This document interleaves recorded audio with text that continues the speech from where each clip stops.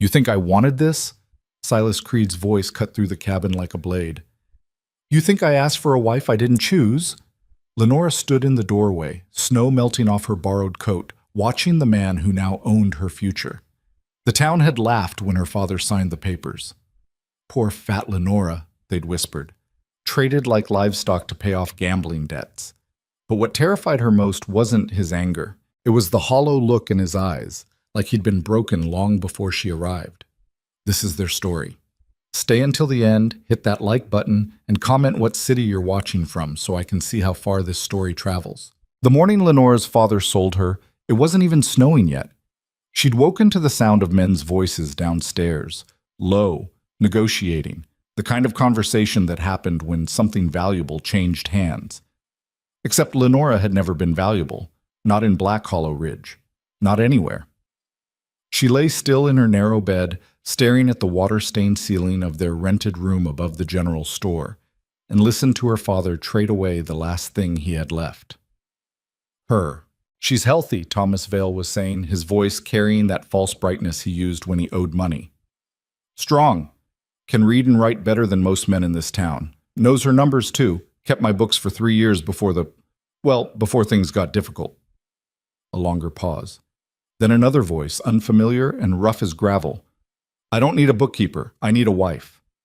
She'll be a good wife. Quiet. Doesn't complain. She'll work hard, Mr. Creed. I promise you that. Lenora's hands curled into fists beneath the thin blanket. Her father was selling her work ethic like she was a plow horse. Maybe that's all she'd ever been to him, something useful until the debts got too high and the whiskey got too cheap. And the other matter? The stranger asked. Cleared.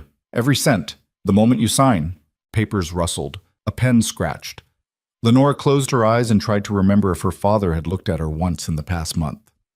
Really looked. Not through her, not past her, but at her. She couldn't recall a single time. When the men finally left, Lenora stayed in bed until the sun moved across the floor and her father's footsteps creaked up the stairs. He knocked once, a courtesy he hadn't bothered with in years. Lenora, need to talk. She didn't answer, didn't move, just waited for him to say it out loud. The door opened. Thomas Vale looked older than his 48 years, face cratered with broken veins and regret. He wouldn't meet her eyes. You're getting married, he said to the floorboards. Week from today. Man named Silas Creed. Rancher up on the high ridge. Good land. Respectable. Did he ask for me? Lenora's voice came out steadier than she expected. Or did you offer? Her father flinched. It's a good arrangement. For who? For both of you. You'll have a home, security, and I'll... He stopped himself, but they both knew how that sentence ended. And I'll be clear of the men who are going to break my legs. Lenora sat up slowly, the bed frame groaning under her weight, a sound she'd learned to hate, one more reminder that the world wasn't built for bodies like hers. Does he know what I look like? He's seen you. And he still agreed? She couldn't keep the bitterness out of her voice. What did you have to pay him? Lenora, how much did you have to subtract from your debt to make me an acceptable deal? Her father's face went red. That's not... You don't understand how these things work. A woman your age, unmarried, without prospects? Without prospects because every man in this town has been laughing at me since I was 12. Lenora stood, and her father actually took a step back. She wasn't tall, but she was solid, broad-shouldered and thick-waisted, the kind of build that made the shopkeeper's wife click her tongue and the young men snicker behind their hands. You think I don't hear what they say? You think I don't know exactly what I'm worth in this place? Then you should be grateful, Thomas's voice cracked. Silas Creed doesn't care about... He just needs a wife to hold his land claim. The territory law says a married man gets twice the acreage.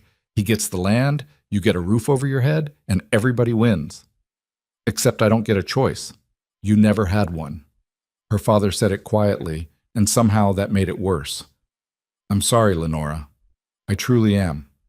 But the debt's been called, and if I don't pay, they'll hurt you. They'll kill me. Lenora turned away, looking out the small window at the snow beginning to fall. Black Hollow Ridge stretched below, a collection of wooden buildings clinging to the mountainside like they might slide off at any moment. She'd lived here her whole life and never felt like she belonged. Maybe that was the only honest thing her father had said. She'd never had a choice. "What's he like?" she asked finally. Thomas hesitated. "Keeps to himself. Lost his first wife years back, some kind of accident. Hasn't come down from his ranch in near 2 years except to trade furs and buy supplies. People say he's hard. Fair, but hard. And you're giving me to him. I'm giving you a chance at something better than this." Her father gestured at the cramped room, the peeling wallpaper, the life that had shrunk down to almost nothing. "You think you'll do better here? 26 years old, Lenora. No mother, no prospects, no value except what you can trade me for." The words hung between them like smoke. Thomas looked at his daughter, really looked at her, and Lenora saw something break behind his eyes. Shame, maybe, or just exhaustion. "The wedding's Saturday," he said quietly. "I'll tell Mrs. Chen at the dress shop to expect you." Then he left, closing the door so gently it was worse than if he'd slammed it. Lenora stood alone in the room that had never felt like home, and tried to imagine what kind of man would accept a bride bought with another man's debt. Someone desperate, someone cruel, someone who needed a woman the same way he might need a barn cat to keep the mice down. Useful, replaceable, not worth much thought beyond basic function. She pulled out the small trunk from under her bed and began to pack the few things she owned. 3 dresses, all let out at the seams as many times as the fabric would allow. A handful of books she'd borrowed and never returned. Her mother's hairbrush, the only thing she had left from the woman who'd died bringing her into this world. "I'm sorry," Lenora thought, running her thumb over the worn bristles. "I'm sorry I wasn't worth staying for." The week passed like water through a sieve, too fast and too slow all at once. Mrs. Chen did her best with the wedding dress, but there was only so much kindness a seamstress could stitch into fabric that wasn't meant for a body like Lenora's. The dress was dove gray, practical, with long sleeves and a high collar that made her look like she was attending a funeral. Maybe she was. The other women in town tried to be encouraging in that particular way that felt like pity dressed in Sunday clothes. "At least you'll have your own home," said Martha Reeves, the banker's wife, while pretending to examine ribbons in the general store. "Mountain air is healthy," offered Sarah Chen, wrapping the dress in brown paper. "Good for the Constitution. Silas Creed's land is prime property," added Margaret Frost, the school teacher, like Lenora was acquiring real estate instead of a husband. "You'll be well provided for." None of them said what they were all thinking. Better to be married to a recluse on a mountain than to die alone in a rented room above a store. Lenora thanked them politely and said nothing. She'd learned years ago that there was no point arguing with pity. It would cling to her no matter what she said. The night before the wedding, she couldn't sleep. She lay in bed listening to her father snoring through the thin wall and tried to picture the man she was about to marry. In her mind, he was a shape more than a person. Tall, probably, because everyone was tall compared to her. Weathered from mountain living, silent. Maybe angry at having to marry at all, even if it was for land. Would he hurt her? The thought arrived uninvited and wouldn't leave. Thomas had said Silas was fair, but fair to who? Fair to men, maybe. Fair to livestock and land deals. That didn't mean he'd be fair to a wife he didn't want. Lenora got out of bed and lit a candle. She pulled out her mother's medical journal, a thick leather-bound book filled with cramped handwriting about herbs and remedies. Her mother had been a midwife before she married, before pregnancy had gone wrong and taken her life. The pages smelled like dust and dried lavender. Lenora ran her fingers over sketches of plants, recipes for poultices, notes about which roots stopped bleeding and which ones brought down fever. She'd memorized most of it over the years, teaching herself the things her mother never got to show her. If Silas Creed turned out to be cruel, at least she'd know which plants would make him sleep. It wasn't much of a comfort, but it was something. Saturday arrived cold and clear, the kind of mountain morning where the sky was so blue it hurt to look at, and the air tasted like ice. Lenora dressed slowly, feeling like she was putting on armor instead of wedding clothes. The gray dress fit poorly across her shoulders and pulled tight across her middle, but it would have to do. She braided her dark hair and pinned it up the way her mother used to wear it in the old photographs. No flowers, no veil. This wasn't that kind of wedding. The ceremony was held at the town church, a small wooden building that smelled like old hymnals and regret. Lenora arrived early because she couldn't stand sitting in that rented room any longer, waiting. Better to get it over with. The church was nearly empty. A few townspeople had shown up out of curiosity more than support. The minister, Reverend Talbot, looked uncomfortable in the way men do when they're about to participate in something that doesn't sit right but pays too well to refuse. Her father stood near the front, dressed in his least-stained shirt, staring at the floor. And then the door opened, and Silas Creed walked in. Lenora's first thought was that he looked like something carved out of the mountain itself, all hard edges and weathered surfaces. Tall, yes, but not in a way that seemed meant to intimidate. More like he'd been stretched out by years of solitude and hard labor. His hair was dark, streaked with early gray, pulled back from a face that had seen too much weather and not enough kindness. A scar ran from his left temple down to his jaw, old and pale against tanned skin. He wore clean clothes at least, dark wool trousers, a shirt that might have been white once, a heavy coat that looked like he'd made it himself from deer hide. His boots were worn but solid. He didn't look cruel. He looked tired. Their eyes met across the church, and Lenora felt something strange twist in her chest. Not hope. She'd given up on that years ago. But maybe recognition, like looking at another person who'd learned to expect nothing and found it easier that way. Silas walked down the aisle alone.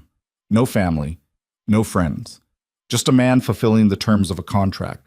He stopped beside her, and Lenora realized they were almost the same height. He wasn't as tall as she'd imagined.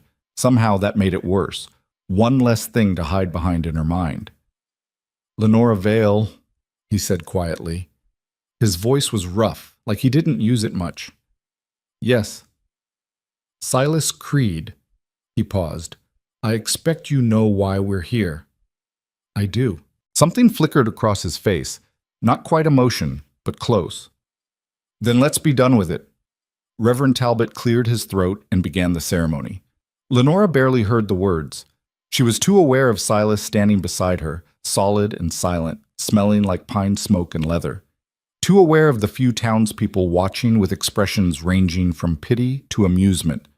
Poor Lenora Vale, she could hear them thinking. Sold off to a mountain hermit. What else did she expect? When it came time for the vows, Silas spoke clearly but without inflection, like he was reciting a list of chores. Lenora matched his tone. No promises of love. No pretense of romance. Just legal words that bound two strangers together. "You may kiss the bride," Reverend Talbot said, and Lenora's stomach dropped. Silas looked at her for a long moment. Then he leaned down and pressed his lips to her forehead. Brief, almost formal, like a seal on a document. It was the gentlest thing anyone had done to her in years. "Done," Silas said, straightening. He turned to Thomas. "The papers?" Lenora's father produced a folded document from his coat pocket, hands shaking slightly. "All cleared, every cent." Silas took the papers without looking at them and handed them to Reverend Talbot. "File these. I'll be back for the copies next month." Then he turned to Lenora. "You have belongings?" "A trunk. At the store. I'll get it. Meet me at the wagon out front." He walked out without another word, leaving Lenora standing at the altar in her too-tight dress, married to a man who'd spoken maybe 20 words to her total. Her father approached, wringing his hands. "Lenora, don't." She held up one hand. "Just don't. I'll write to you. Check that you're—" "No, you won't."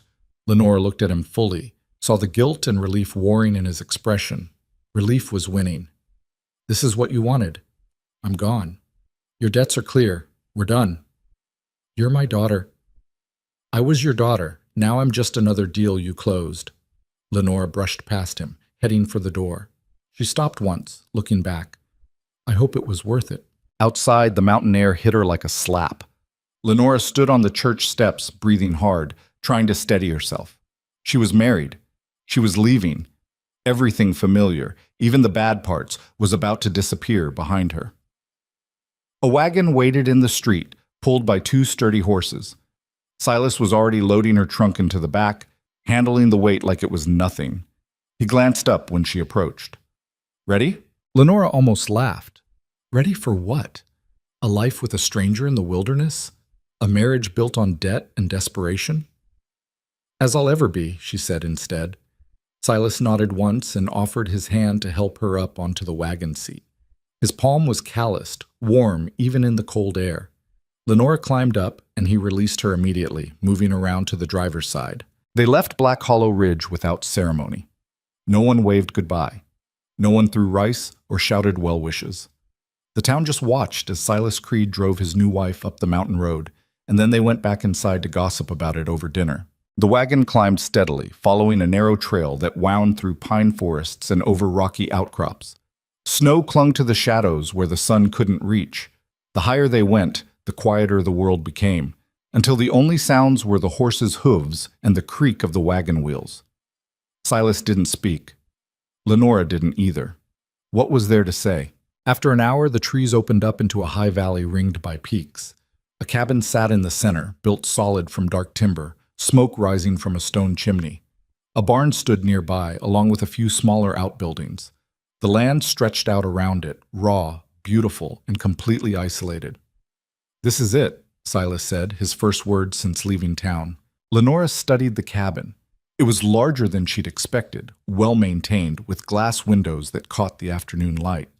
Whoever had built it had known what they were doing. "You built this?" "Most of it. Finished what He stopped himself. "Finished it 2 years back." The wagon pulled up in front of the cabin. Silas climbed down and came around to help Lenora, but she'd already managed it herself. He paused, hand still outstretched, then lowered it. "I'll show you inside." The cabin's interior was sparse, but clean. A large main room with a stone fireplace, a kitchen area with a cast iron stove, a table and chairs built from the same dark wood as the walls. Shelves held basic supplies, neatly organized. Furs covered the floor. Everything was practical, built for survival rather than comfort. 2 doors led off the main room. Silas opened one. "Bedroom," he said simply. Lenora looked inside. A large bed with a thick quilt, a dresser, a window facing east. That was all. "And this one's storage," Silas continued, opening the second door to reveal shelves stocked with preserves, dried meat, sacks of flour, and cornmeal. "Should be enough food to get through till spring." Lenora turned slowly, taking it all in. "It's just us up here? Nearest neighbor is 5 miles down the ridge. Town's 8 miles if you need it, but the road gets impassable once the heavy snows hit. Usually we're cut off from November through March." "We." Silas's jaw tightened. "You and me. That's the arrangement." "For your land claim?" "Yes." At least he was honest about it. Lenora could respect that more than false promises. "Where will you sleep?" she asked. The question seemed to catch him off guard. "What? You showed me the bedroom, singular. Where will you sleep?" Silas stared at her for a long moment, something unreadable moving behind his eyes. Then he walked to a chest near the fireplace and pulled out a rolled bundle, blankets and a fur. "Here," he said, spreading them on the floor near the hearth. "I'll sleep here." Lenora felt something loosen in her chest, tension she didn't know she'd been holding. "You don't have to." "I do." Silas cut her off, not unkindly. "You're here because your father owed money and I needed a wife on paper. That's the truth of it. I won't pretend different, and I won't ask for things that weren't part of the deal." "What was part of the deal?" Lenora's voice came out sharper than she intended. "What exactly did you buy?" "A legal wife. Someone to hold this land with me so the territorial office doesn't revoke my claim." Silas met her eyes directly. "That's all. You keep the house, help with preserving food if you're willing, and in return you get a roof, meals, and safety. Nothing more unless you decide otherwise. And if I never decide otherwise, then you never do." He said it simply, like it was the most obvious thing in the world. "I'm not going to force anything, Lenora. I've been alone for 2 years. I can manage it a while longer if that's how things stay." Lenora studied this man she'd married, this stranger who'd just promised her the one thing no one else ever had, respect for her boundaries. It should have felt like relief. Instead, it felt like standing on the edge of something she didn't understand. "Why did you agree to this?" she asked. "If you've been alone for 2 years, why marry at all? Just for the land?" Silas's expression went carefully neutral. "This valley's worth having, worth keeping. Without a wife, the territorial law gives me half what I'm owed. With one, I get the full claim, 320 acres. That's the difference between making it and starving come bad years. So I'm a business investment. We both are. He gestured between them. Your father got his debts cleared. I get my land secured. You get out of a town that never wanted you anyway. Everyone gets something. It was true. Brutally, honestly true. And somehow that made Lenora trust him more than any pretty words could have. All right, she said finally. Show me how things work around here. If I'm going to be stuck on this mountain all winter, I should probably know how to survive it. Something that might have been approval flickered across Silas's face. You know how to shoot? No. Cook over a wood stove? A little. Preserve meat? Render fat? Split firewood? None of those. Then we'd better start teaching you. Silas moved toward the door, then paused. Unless you're too tired from the trip, it can wait till tomorrow. Lenora thought about sitting alone in this cabin, in this strange new life, with nothing to do but think about everything she'd lost. I'd rather start now. For the first time, Silas almost smiled. It didn't quite make it to his mouth, but something lightened in his eyes. Fair enough? Come on. They spent the rest of the daylight hours in a crash course on mountain survival. Silas showed her how to work the hand pump for water, where he kept the emergency supplies, how to bank the fire at night so it didn't go out. He demonstrated loading and firing his rifle. You probably won't need it, but you should know how. And made her practice until she could at least hit the side of the barn. He didn't talk much, but when he did, his instructions were clear and patient. He didn't mock her when she struggled with the rifle's kick or when she nearly dropped the water bucket. He just showed her again, adjusted her grip, moved on. By the time full dark fell, Lenora was exhausted in a way she hadn't felt in years, physically tired instead of emotionally drained. Her hands hurt, her shoulders ached, and she felt more useful than she had in all her time in Black Hollow Ridge. Silas made dinner. Venison stew with root vegetables. Biscuits that were only slightly burnt. They ate in silence at the wooden table, the only sound the pop and crackle of the fire. It's good, Lenora said finally, because it was. It's food. But Silas looked almost pleased by the comment. After dinner, Lenora washed the dishes in the basin while Silas checked the animals one last time. When he came back in, stamping snow off his boots, she'd already retreated to the bedroom. The door was open. She sat on the edge of the bed, still in her wedding dress, looking uncertain. Silas stopped in the doorway. You need anything? I don't have anything else to wear, Lenora admitted. Just 2 other dresses, and they're not exactly suitable for sleeping. He disappeared into the storage room and came back with one of his shirts, worn soft from washing, too big for her, but clean. This'll do till we can make you some proper clothes. Lenora took the shirt, their fingers brushing briefly. Thank you. Silas nodded and turned to give her privacy. I'll be by the fire. Bank it before you sleep if you get cold. Wait. Lenora stood. I should say thank you. For earlier. For what you said about expectations. He looked back at her, and in the firelight, his scarred face seemed less harsh. Just tired, sad maybe. You don't owe me gratitude for basic decency, Silas said quietly. Get some rest, Lenora. Tomorrow's going to be a long day. Then he closed the door between them, and Lenora was alone. She changed into his shirt, which hung past her knees and smelled like wood smoke and something she couldn't quite name. Something that felt like safety, which was ridiculous because she'd known this man for less than 12 hours. The bed was more comfortable than anything she'd slept on in years. Thick quilts, a real mattress instead of a straw pallet. Lenora lay in the darkness, listening to Silas move around in the main room, stoking the fire, settling down for the night. She should have felt afraid. Alone on a mountain with a stranger, cut off from everything familiar. Instead, she felt something close to peace. For the first time in 26 years, Lenora Vale wasn't being laughed at, wasn't being pitied, wasn't being measured against impossible standards and found wanting. She was just here, allowed to exist. It wasn't love, it probably never would be, but it was more than she'd ever hoped for when her father sold her to clear his debts. And in the darkness of her wedding night, alone in a stranger's bed on a frozen mountain, Lenora finally let herself cry. Not from sadness, but from the overwhelming relief of not having to fight for worth anymore. In the next room, Silas Creed lay on his bedroll by the fire and listened to the wind pick up outside. Snow would come again tonight. Always did this time of year. He stared at the ceiling beams he'd cut and raised himself, thinking about the woman sleeping in his bed. His wife. A legal arrangement. Nothing more. He'd meant what he said. He wouldn't ask for anything she didn't freely give. But as he closed his eyes and tried to sleep, Silas couldn't quite shake the memory of how she'd looked standing in the snow outside the church, solid, unafraid, meeting the world head-on even when the world had never been kind to her. Something about that steadiness called to the part of him he thought had died 2 years ago in this very cabin. He pushed the thought away. The land was what mattered, keeping the claim, surviving the winter, not the quiet woman in the next room who'd thanked him for basic human decency like it was a rare gift. Outside, the first snow of their marriage began to fall, covering the mountain in silence, sealing them together in the wilderness whether they were ready for it or not. The first week passed like learning a foreign language, slowly, with constant mistakes, and the nagging feeling that she'd never really be fluent.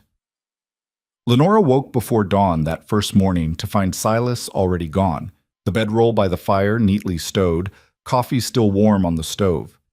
She dressed quickly in yesterday's clothes and found him in the barn, mucking stalls like it was the most natural thing in the world to start your day in the freezing dark. "There's eggs," he'd said without looking up. "Hen house is behind the barn. Gather what you find." No good morning, no how did you sleep, just instructions, delivered in that rough voice that made every sentence sound like a statement of fact rather than a request. Lenora had found the hen house, a ramshackle structure that leaned slightly to one side, and stared at the chickens like they were exotic creatures. She'd never gathered eggs before, never needed to. In town, you bought them from Mrs. Patterson, who kept birds in her backyard and sold them for 2 cents a dozen. The hens had stared back at her with beady, unimpressed eyes. "You just reach under them?" she'd muttered to herself, approaching the nearest bird. The chicken had squawked indignantly and pecked her hand hard enough to draw blood. Lenora had jerked back, swearing in a way that would have scandalized the church ladies. The hen ruffled her feathers smugly. "They can smell fear," Silas had said from the doorway, and Lenora had jumped so hard she nearly knocked over the nesting box. "How long have you been standing there? Long enough to see you lose a fight with a chicken." He'd stepped inside, movements calm and deliberate, and reached under the same hen that had just attacked Lenora. The bird settled immediately, clucking softly. He'd pulled out 2 brown eggs and handed them to her. Firm hand. "Don't ask permission. They respect confidence." "They're chickens. They're still female." Silas had almost smiled at that, the corner of his mouth twitching before he caught himself. "Try again." She had. Badly at first, getting pecked twice more before she figured out the right combination of speed and certainty. By the time she'd gathered a dozen eggs, her hands were scratched and her patience was thin, but she'd done it. Silas had nodded once, his version of praise, she was learning, and headed back to the barn. That set the pattern for their days. Silas would wake early, do the hardest work before first light, and leave her tasks that needed doing. Lenora would fumble through them, figure them out eventually, and report back like a student waiting for grades that never came. He didn't criticize her mistakes, but he didn't celebrate her successes either. Everything was just the next thing that needed doing. They spoke in fragments, necessary words. Pass the salt. Storm coming. Check the water line. At night, Silas slept by the fire, and Lenora slept alone in the bedroom, and the space between them felt wider than the few feet of cabin floor. By the end of the first week, Lenora had blisters on her palms from splitting kindling, a bruise on her shin from misjudging the barn door, and a growing suspicion that she'd traded one kind of loneliness for another. The second week, the first real snow came. Lenora woke to a world transformed, everything buried under 2 feet of powder that turned the valley into something from a fairy tale. Beautiful, deadly if you didn't respect it. Silas was already outside, clearing a path to the barn. She watched him from the kitchen window while the coffee brewed, this man who moved through the wilderness like he was part of it, strong, efficient, utterly self-contained. He didn't need her. That was becoming clear. Oh, he was patient when she asked questions. He showed her how to render fat from the deer he'd shot, how to pack meat in salt to preserve it, how to read the sky for weather changes. But he'd been doing all this himself for 2 years. Her presence hadn't changed his routine. It had just added another mouth to feed and another person to keep alive. Lenora felt the weight of her own uselessness settle heavy in her chest. That afternoon, while Silas was checking his trap lines in the woods, she decided to do something about it. She'd noticed the way his shirts were starting to fray at the cuffs, how his winter coat had a tear in the shoulder that he kept meaning to fix but never did. She'd found a sewing kit in the storage room, old but functional. She could do this. She'd been mending her father's clothes for years. Lenora pulled out Silas's spare coat and set to work at the kitchen table, her needle moving in small, careful stitches. The leather was tougher than fabric, fighting her every pull, but she kept at it. Fixed the shoulder tear, reinforced the pockets that were starting to separate, replaced 2 buttons that were hanging by threads.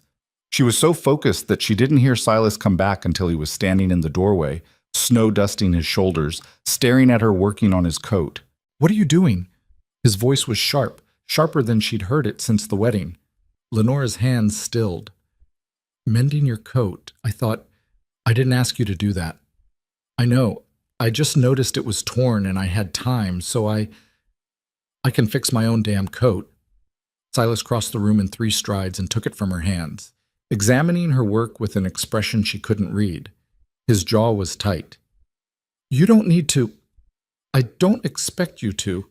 He trailed off, still staring at the neat stitches she'd put in his shoulder. Lenora felt heat rise to her face. "I'm sorry. I was just trying to be useful, since I'm clearly not much help with anything else around here." "That's not—" Silas stopped himself, some internal struggle playing out behind his eyes. When he spoke again, his voice was quieter. "The stitching's good. Better than I would have done." "Then why are you angry?" "I'm not angry." "You look angry." Silas set the coat down on the table and turned away, running a hand through his hair. Snow fell from the dark strands onto the floor. "My wife used to do that. Mend things without being asked. I'd come in and find my clothes fixed, buttons replaced, tears sewn up." He paused. "Haven't had anyone do that in 2 years." The words hung in the air between them. My wife. The first wife. The one who'd died in some accident he never talked about. "I didn't know," Lenora said quietly. "I'm sorry." "I won't." "No." Silas turned back to face her. "It's fine. It's good work. I'm just not used to it anymore."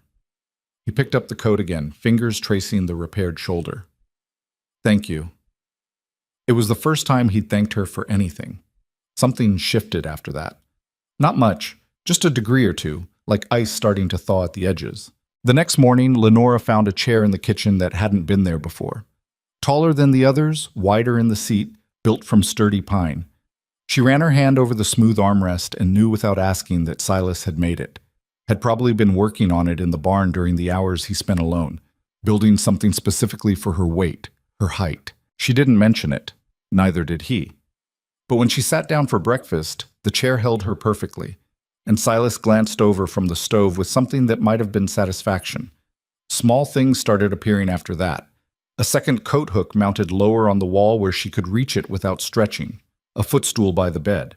A better knife in the kitchen, sized for smaller hands. Lenora responded in kind.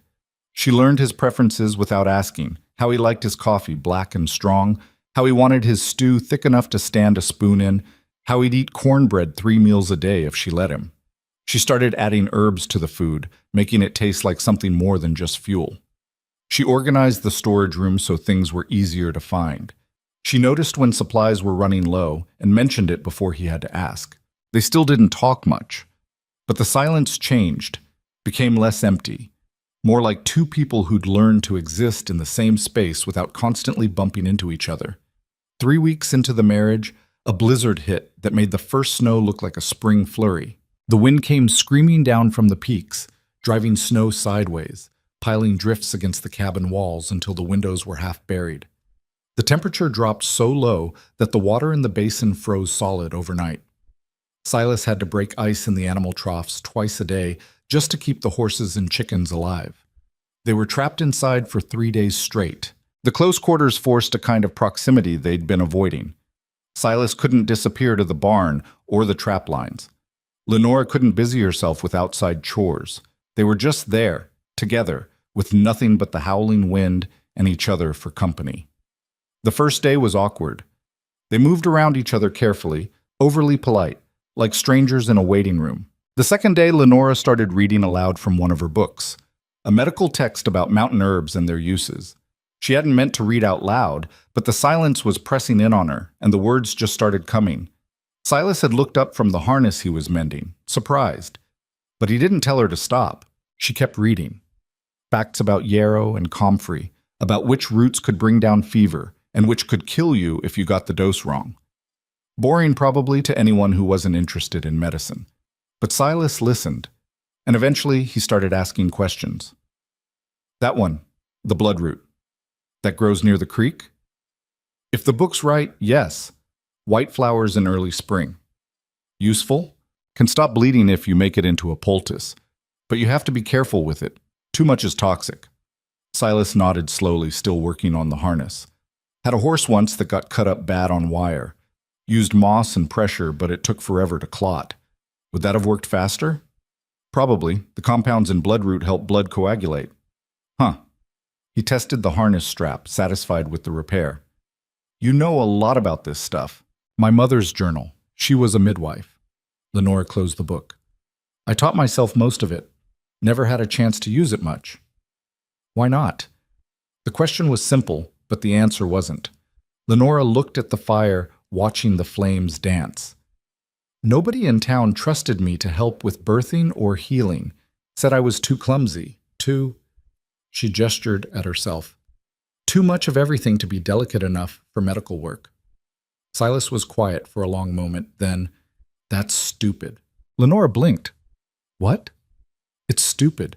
Medicine isn't about being delicate. It's about knowing what you're doing and keeping your head when things go wrong. He looked at her directly. You're one of the least clumsy people I've met. You learn fast, you don't panic, and you pay attention to details. That's what matters. It was the most words he'd strung together at once since she'd arrived, and they hit her harder than any insult ever had, because they sounded like he actually meant them. Thank you, Lenora managed. Silas shrugged and went back to his work. Just facts. But Lenora sat there, holding her mother's journal, feeling something warm and unfamiliar spreading through her chest. Silas Creed didn't do empty compliments. If he said something, he believed it, which meant he believed she was capable. That night, the third night of the storm, the wind was so violent it sounded like the cabin might tear apart. Snow forced its way through gaps in the walls, creating small drifts in the corners. The temperature inside dropped despite the roaring fire. Lenora woke to the sound of Silas moving around in the dark. She wrapped a blanket around her shoulders and opened the bedroom door. He was adding wood to the fire, feeding it carefully. His breath misted in the cold air. Everything all right? She asked. Fire was getting low. Can't let it go out in this. He glanced back at her. Go back to bed. You'll freeze out here. So will you? I'm used to it. Lenora came closer to the fire, drawn by the heat. That doesn't mean you have to be. Silas looked at her then, really looked, and something passed between them. An understanding, maybe. Or just the simple acknowledgement that they were both here, both cold, both doing their best to survive. There's room by the fire for two, Lenora said quietly, if you want to bring the bedding closer, just for warmth. She'd expected him to refuse, expected that wall of self-sufficiency to slam down. Instead, Silas nodded. All right. They rearranged the blankets and furs into a wider sleeping area near the hearth. Not touching, there was still clear space between them, but close enough to share the heat. Lenora lay on her side, watching the fire, very aware of Silas's presence just a few feet away. Can I ask you something? She said into the darkness. Depends on the question. Your wife. The first one. What happened? The silence stretched so long she thought he wasn't going to answer. Then, fever. Winter fever. Came on fast, burned through her in 3 days. I tried everything, cold compresses, willow bark tea, everything I knew. Wasn't enough. Lenora heard the pain in his voice, buried under years, but still sharp. I'm sorry. Her name was Catherine. We'd been married 4 years. She wanted children, wanted to fill this cabin with noise and life. Silas's voice was rough. Instead, she's buried on the hill behind the barn, and I've been alone ever since. Until now. Until now, he agreed, though I expect that's not what she would have hoped for. You being here because of a debt, instead of a choice. Lenora turned to look at him. In the firelight, his profile was all sharp angles and shadows. Does it matter? How we got here? Doesn't it? I don't know yet. Lenora pulled the blanket tighter. But I know I'd rather be here than where I was. Silas turned his head to meet her eyes. In Black Hollow Ridge? Being the joke everyone laughed at. The burden nobody wanted. She held his gaze. At least here, I'm useful. Even if I'm just helping you keep your land claim. You're more than that. The words surprised them both. Silas looked away quickly, like he'd said too much. But Lenora felt them settle into her bones, warm and solid. They fell asleep like that. Two people not quite touching, not quite trusting, but starting to understand that maybe survival didn't have to mean being completely alone. The storm broke on the fourth day, leaving the world crystal clear and blindingly white. Silas had to dig out the cabin door just to get outside. Snow had drifted higher than the windowsills, creating a landscape that was both beautiful and terrifying in its totality. Lenora stood in the doorway, wrapped in her coat, watching Silas break trail to the barn.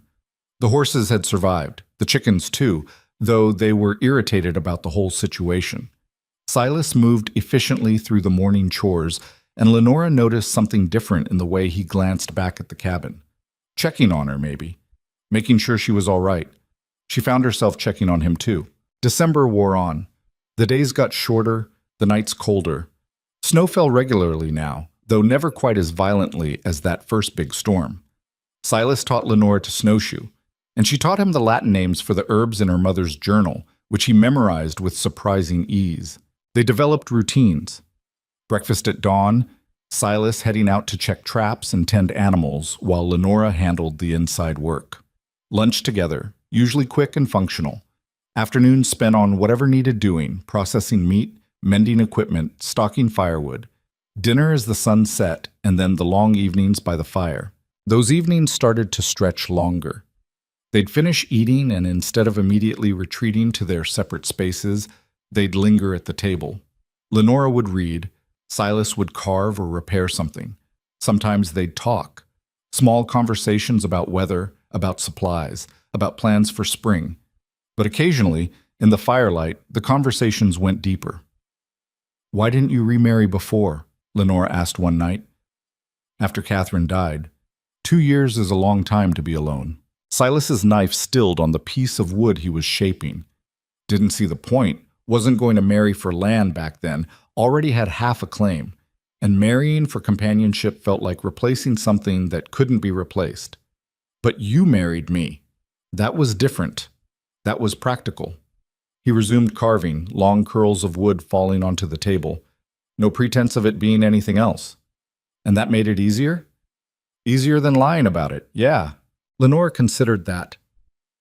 "Do you miss her, Catherine?" "Every day." Silas said it simply, without drama. But missing someone doesn't mean you stop living. Just means there's an empty space that doesn't fill back up. She understood that. Different kind of loss, maybe, but she understood. "My mother died when I was born," she said quietly. "Sometimes I wonder if my father ever forgave me for it, if that's why he—" She trailed off. "Why he what? Why he never looked at me like I was worth keeping?" Silas set down his knife and looked at her fully. "That wasn't about you. That was about him being a coward and a drunk who couldn't face his own failures." The bluntness of it shocked her. "You don't know. I know he sold his daughter to pay gambling debts. I know he didn't even try to find her a decent husband, just took the first offer that cleared his accounts." Silas's voice was hard. "That's not your fault, Lenora. That's his." She wanted to argue, but the words wouldn't come, because he was right. Deep down, she'd always known he was right. "I'm glad he made that deal," she said finally. "Is that wrong? To be glad about something that came from such an ugly place?" "Nothing wrong with taking the good from the bad." Silas picked up his carving again. "Life doesn't give you perfect choices, just ones you have to live with." They sat in silence after that, but it was comfortable. The kind of quiet that came from understanding instead of avoidance. January arrived bitter and relentless. The world outside became almost hostile. Temperatures so low that spit froze before it hit the ground. Wind that could strip skin in minutes. Snow that came in waves and buried everything. Lenora learned to read the warning signs, the way the horses acted restless before a storm, the particular quality of light that meant more snow was coming, the sound the wind made when it was about to turn truly dangerous. She also learned that Silas had nightmares. She'd wake sometimes in the deep night to hear him moving in the main room, restless sounds that spoke of dreams he couldn't escape. She never mentioned it, but she started leaving the bedroom door cracked open, just in case. One night in mid-January, she woke to the sound of Silas's voice, low, distressed, words she couldn't make out. She hesitated, then wrapped a blanket around herself and went to the doorway. He was tangled in his bedroll, clearly asleep, but fighting something invisible. His scarred face was twisted with anguish. "Catherine, no, I tried." Lenora knelt beside him without thinking, placing a hand on his shoulder. "Silas, wake up." He jerked awake so fast he nearly hit her, eyes wild for a moment before recognition set in. His breathing was ragged. "You were dreaming," Lenora said gently. Silas sat up, running both hands through his hair. "Yeah, sorry if I woke you." "You didn't. Well, you did, but it's all right." She stayed kneeling there, not sure if she should go or stay. "Do you want to talk about it?" "No." "Do you want me to stay?" That question seemed to catch him off guard. He looked at her, this woman in his shirt, her dark hair loose around her shoulders, kneeling beside him in the firelight, and something shifted in his expression. "You should go back to bed," he said, but there was no force behind it. "I should," Lenora agreed, "but I'm not going to." She settled down on the floor beside his bedroll, wrapping the blanket tighter. "I'm just going to sit here for a while. You can go back to sleep if you want." Silas stared at her like she was a puzzle he couldn't solve. "Why?" "Because nobody should be alone with nightmares." She said it simply, like it was obvious. "And because you've been kind to me, whether you realize it or not. This is me being kind back." He didn't argue, just lay back down, turned on his side, facing her. Lenora stayed where she was, watching the fire, aware of his eyes on her, until eventually his breathing evened out and he slept again. She stayed until dawn, dozing occasionally, making sure the fire didn't die. When Silas woke properly, he found her still there, and something passed between them that neither of them named. After that night, things changed again. Subtle shifts. Silas started talking more, sharing pieces of his past in fragments. His time in the cavalry before he came to the mountains. The scar on his face from a knife fight in a Denver saloon. How he'd met Catherine at a church social and known immediately she was too good for him. Lenora shared too. Her mother's journal entries that she'd memorized, the way the town women used to measure her with their eyes and find her lacking. Her secret dream of opening an apothecary, using her mother's knowledge to help people. "Why didn't you?" Silas asked. "No money, no respect, no husband to vouch for me." She shrugged. "The usual reasons women don't get to do things." "You could do it here." Lenora looked up, surprised. "What?" "Open an apothecary. Well, not a shop exactly, but..." Silas gestured vaguely. "Spring comes, you could start growing the herbs you need. Process them. Nearest doctors in town, 8 miles away. People need help out here. They can't always make that trip, especially in winter." "You'd be all right with that?" "Why wouldn't I be? It's your knowledge, your work." He looked at her seriously. "And like I said, you're good at it. Seems a waste not to use it." Lenora felt something bloom in her chest. Hope, maybe. Or just the realization that Silas saw possibilities in her that she'd stopped seeing in herself. "I'd like that," she said quietly. "I'd really like that." Silas nodded once, satisfied. "Then we'll plan for it. Come spring." The way he said "we" made her heart do something complicated. February brought the worst weather yet.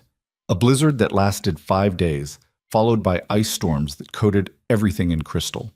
The cabin creaked under the weight of snow. The animals huddled miserably in the barn. And Lenore and Silas spent more time together in the enforced closeness, their careful distance slowly, inevitably narrowing. They started sitting closer by the fire. Their hands would brush passing dishes at dinner. Silas began asking her opinion on things, which pelts to trade come spring, whether to expand the garden, how to reinforce the barn roof. He listened to her answers like they mattered, and Lenora found herself watching him when he didn't notice.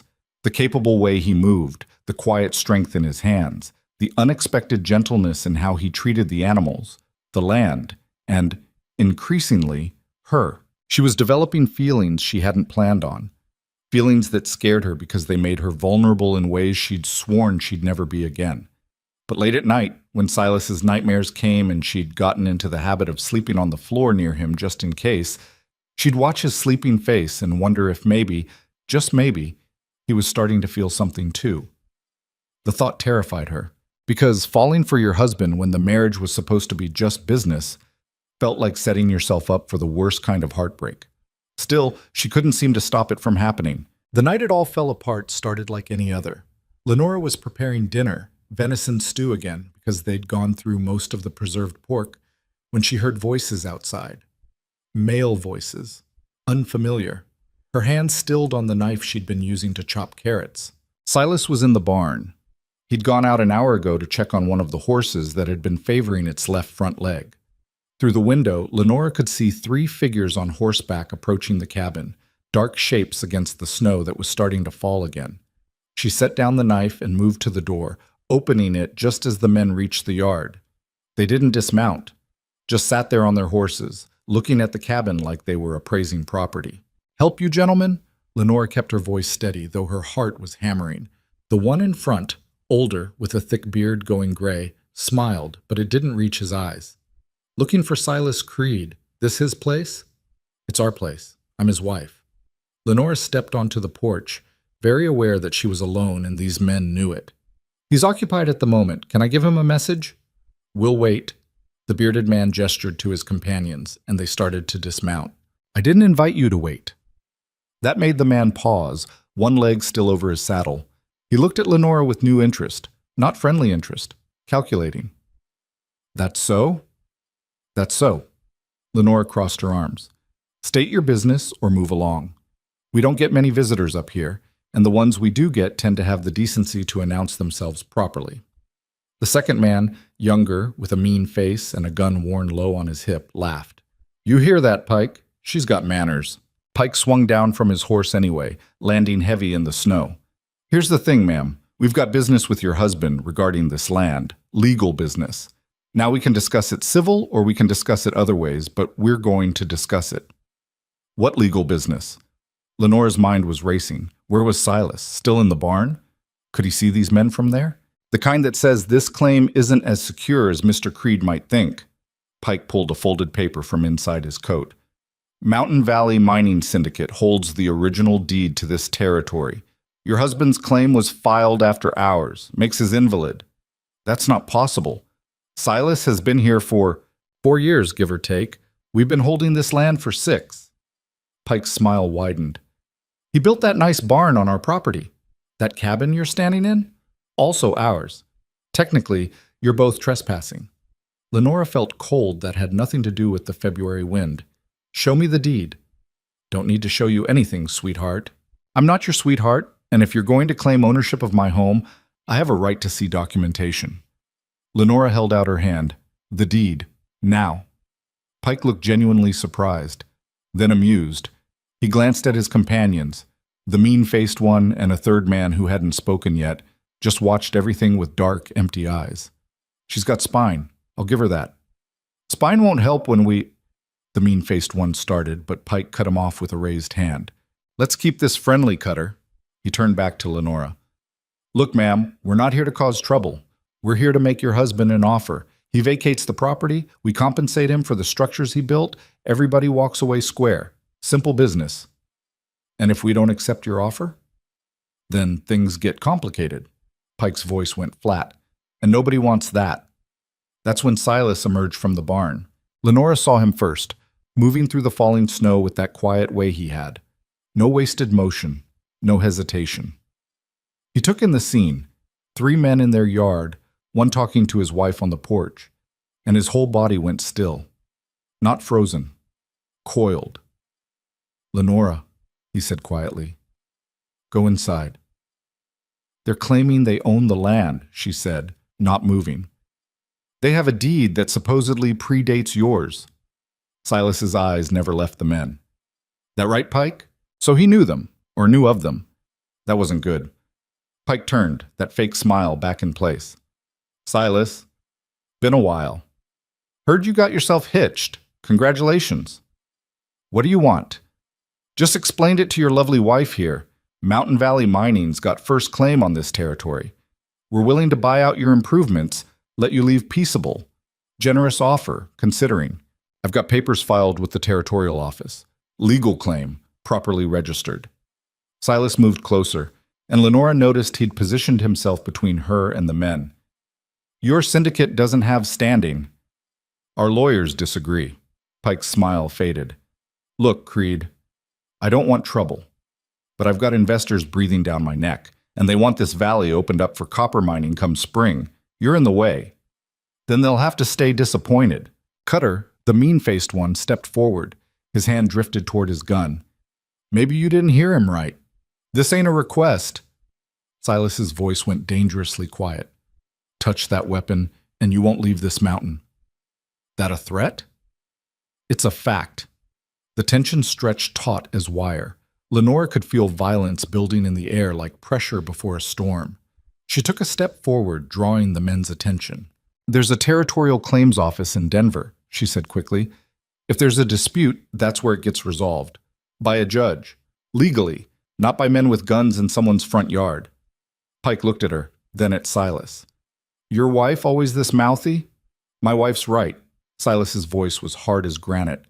You want to contest the claim, file the paperwork, otherwise get off my land. Your land.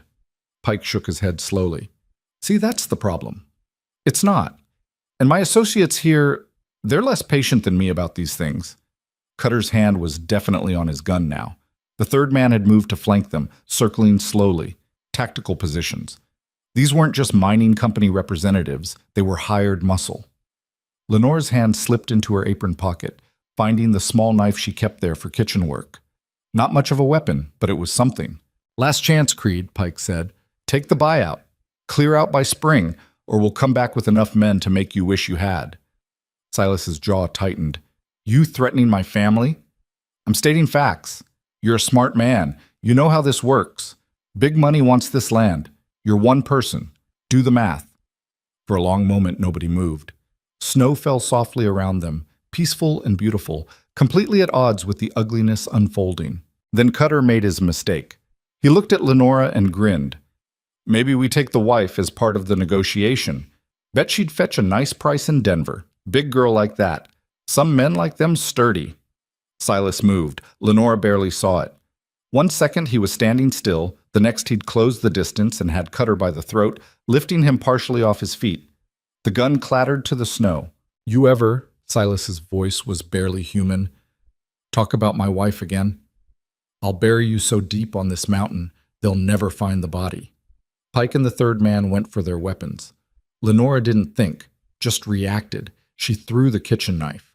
It wasn't a good throw, wasn't even aimed properly, but it hit Pike's arm just as he drew his gun, making him fumble. That second of distraction was enough for Silas to drop Cutter and grab the rifle he'd apparently stashed near the porch earlier.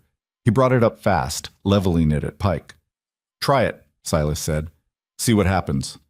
The third man, the quiet one, had his gun out now, pointed at Silas. Standoff. 4 armed men and 1 woman in a snowstorm, all of them breathing hard, all of them one wrong move from bloodshed. This is stupid, Pike said, clutching his bleeding arm where Lenora's knife had grazed him. You shoot us, there'll be 20 men up here before the snow melts. You can't win this, Creed. Maybe not, but I can make sure you 3 don't live to spend that mining money. More silence. The snow kept falling. Somewhere in the distance, a branch cracked under the weight of ice. Finally, Pike lowered his gun. Fine. We'll do it legal. File the paperwork in Denver. Let the courts decide, but you're still going to lose and you know it. Then I lose legal. Silas's rifle didn't waver. Get on your horses. Leave. Don't come back without a marshal and proper documentation. Pike gestured to his men. Cutter scrambled up from the snow, murder in his eyes, but enough sense to keep his mouth shut. They mounted slowly, keeping their hands visible. This isn't over, Pike said from his saddle.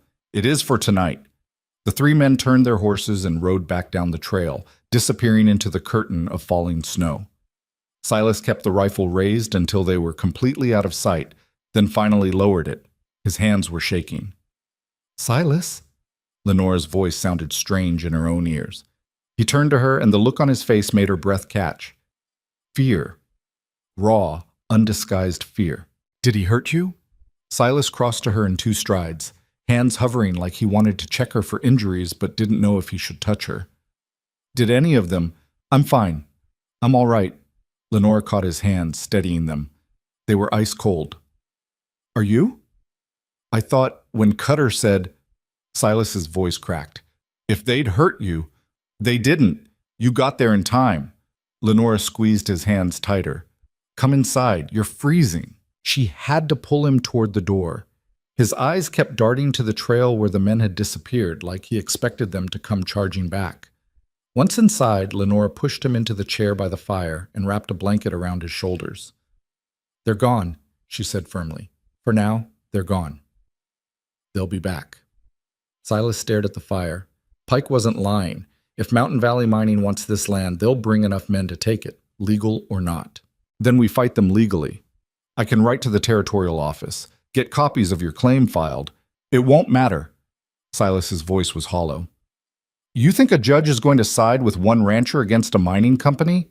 They'll find some technicality, some loophole. They always do. Lenora knelt in front of him, forcing him to meet her eyes. So we make sure there's no technicality to find. We get every piece of documentation, every witness statement, everything that proves this land is yours. Ours, she corrected. The claim's in both our names now. That matters. Lenora, no. She gripped his knees. I'm not letting them take this from us. You've worked too hard, built too much. This is your home. Our home, Silas said quietly, echoing her correction. His hand came up, hesitated, then settled in her hair. When did that happen? I don't know, somewhere between the chickens and the nightmares, I think. He almost smiled at that. Almost. Then his face went serious again. If they come back in force, if it gets dangerous, you need to promise me you'll leave. Go back to town, get somewhere safe. Absolutely not. Lenora, I stood out there tonight and told those men this was my home too. I meant it. She held his gaze. I'm not running. Not from them. Not from this.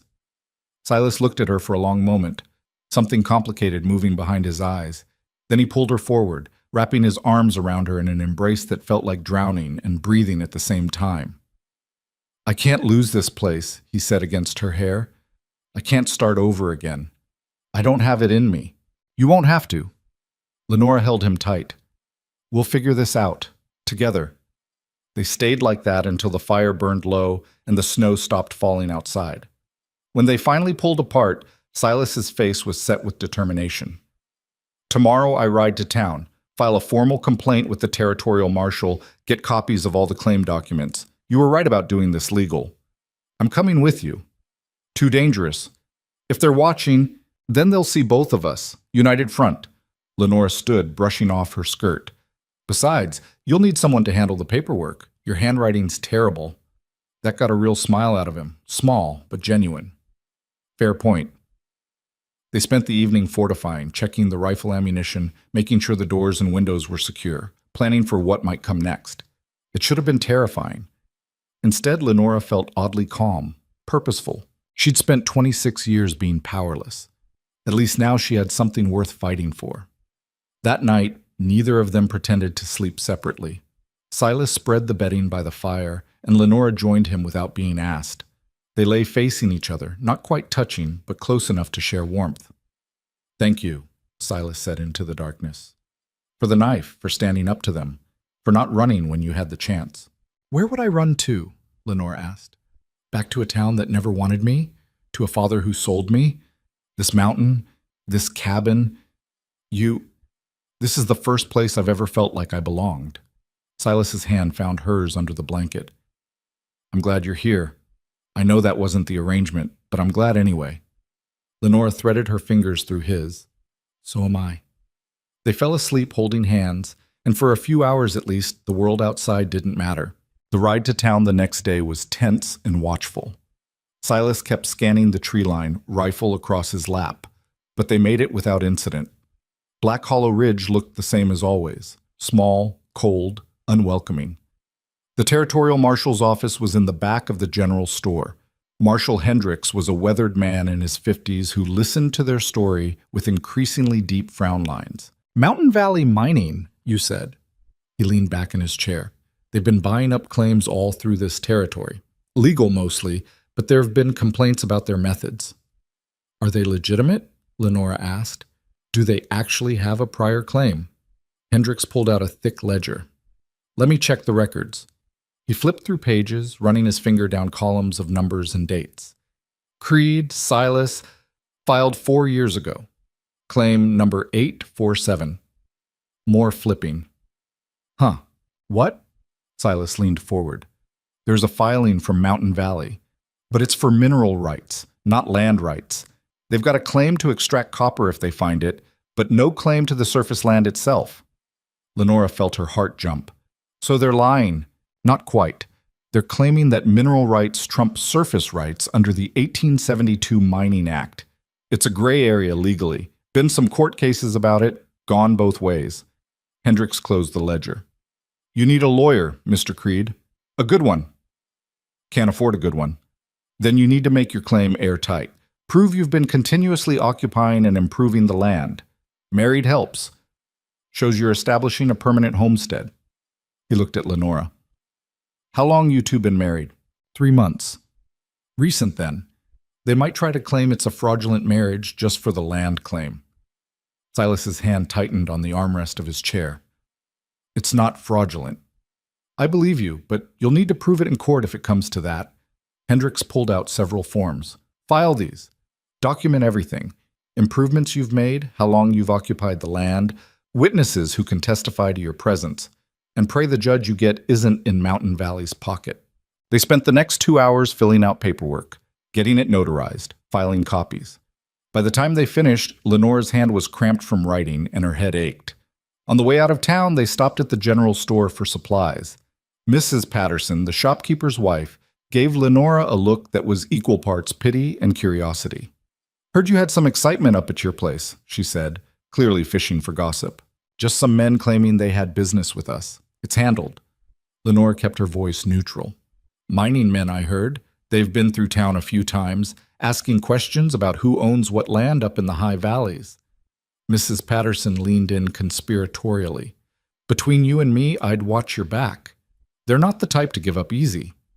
We'll manage. I'm sure you will, dear.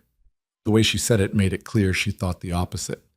Still, must be frightening. Big, strong men like that, you being up there all alone with just your husband. Lenora met her eyes directly. My husband is more than capable of protecting what's his, and I'm not exactly helpless myself. That shut Mrs. Patterson up, at least temporarily.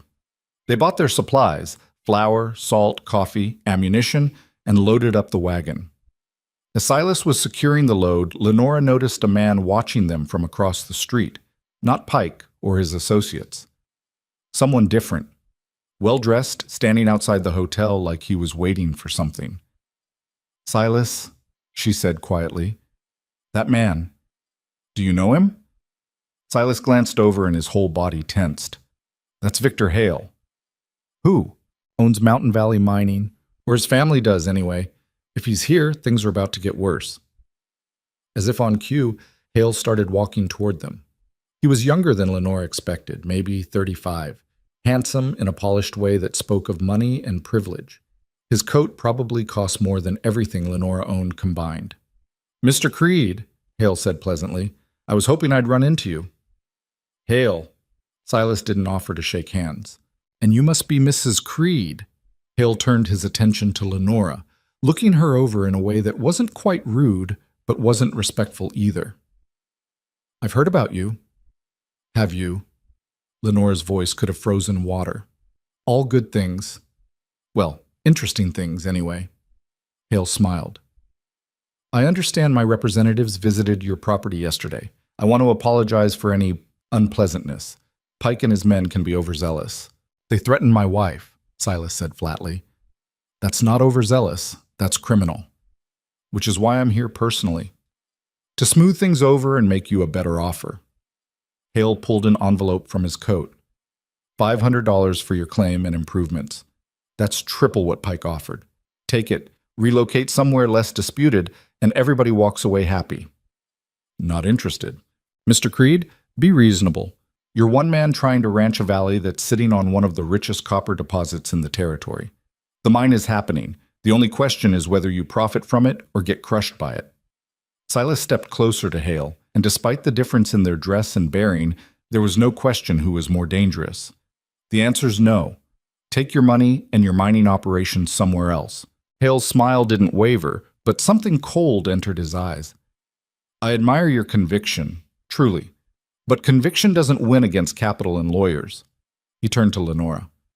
Mrs. Creed, perhaps you could talk some sense into your husband. A woman of your intelligence must see the writing on the wall. The only thing I see is a man trying to steal our home, Lenora said. The answer's no. It'll stay no. Leave us alone. For the first time, Hale looked genuinely taken aback. Like he wasn't used to women, especially women who looked like Lenora, standing up to him. I see, he said slowly. Well, I tried the friendly approach. When the court rules in our favor, and it will, don't say I didn't give you the chance to profit from this. He walked away, back toward the hotel. Silas and Lenora watched him go. He's going to make this ugly, Silas said quietly. Then we'll deal with ugly. Lenora climbed into the wagon. Come on, let's go home. The word, home, settled between them with new weight. It wasn't just a place anymore. It was something they were willing to fight for. The ride back was quiet. Both of them were lost in thought, processing the day's events. As they climbed into the high country, the sun breaking through clouds to turn the snow brilliant white, Lenora looked at the valley spread before them. Their valley. The cabin Silas had built. The barn and outbuildings. The land that could support a garden come spring, where she could grow her healing herbs. She wasn't going to let anyone take it. That night, as they settled by the fire, Silas pulled out paper and started sketching. What are you doing? Lenora asked. Making plans. They're going to fight dirty. We need to be ready. He drew quick lines, the cabin, the barn, the approaches to the property. Here and here. We can set up early warning systems, bells or tripwires, something to let us know if anyone's coming. You really think they'll try something violent? I think Hale's the type who's never been told no before. Rich men like that, they don't handle rejection well. Silas added more marks to his drawing. We need to be smart, careful. Lenora moved to sit beside him, studying the sketch. What if we're looking at this wrong? What do you mean? We're thinking defense. What if we go on offense? She tapped the paper. We document everything, every improvement, every day we've been here. We get statements from anyone who's visited, anyone who can testify we've been continuously occupying this land. We build a case so strong no judge can ignore it. Silas looked at her. You've been thinking about this. I've been thinking about a lot of things. Lenora met his eyes. This land isn't just yours anymore. It's ours. That marriage certificate makes me a legal co-claimant. They want to fight us in court. They're fighting both of us. And I'm not someone who gives up easy. A slow smile spread across Silas's scarred face. No, you're really not. They worked late into the night, planning their defense, making lists of evidence, drafting letters to the territorial office, strategizing. It felt good to be doing something instead of just waiting for the next threat. Around midnight, Lenora finally set down her pen, stretching her cramped fingers. I should sleep. We've got a lot to do tomorrow. Lenora.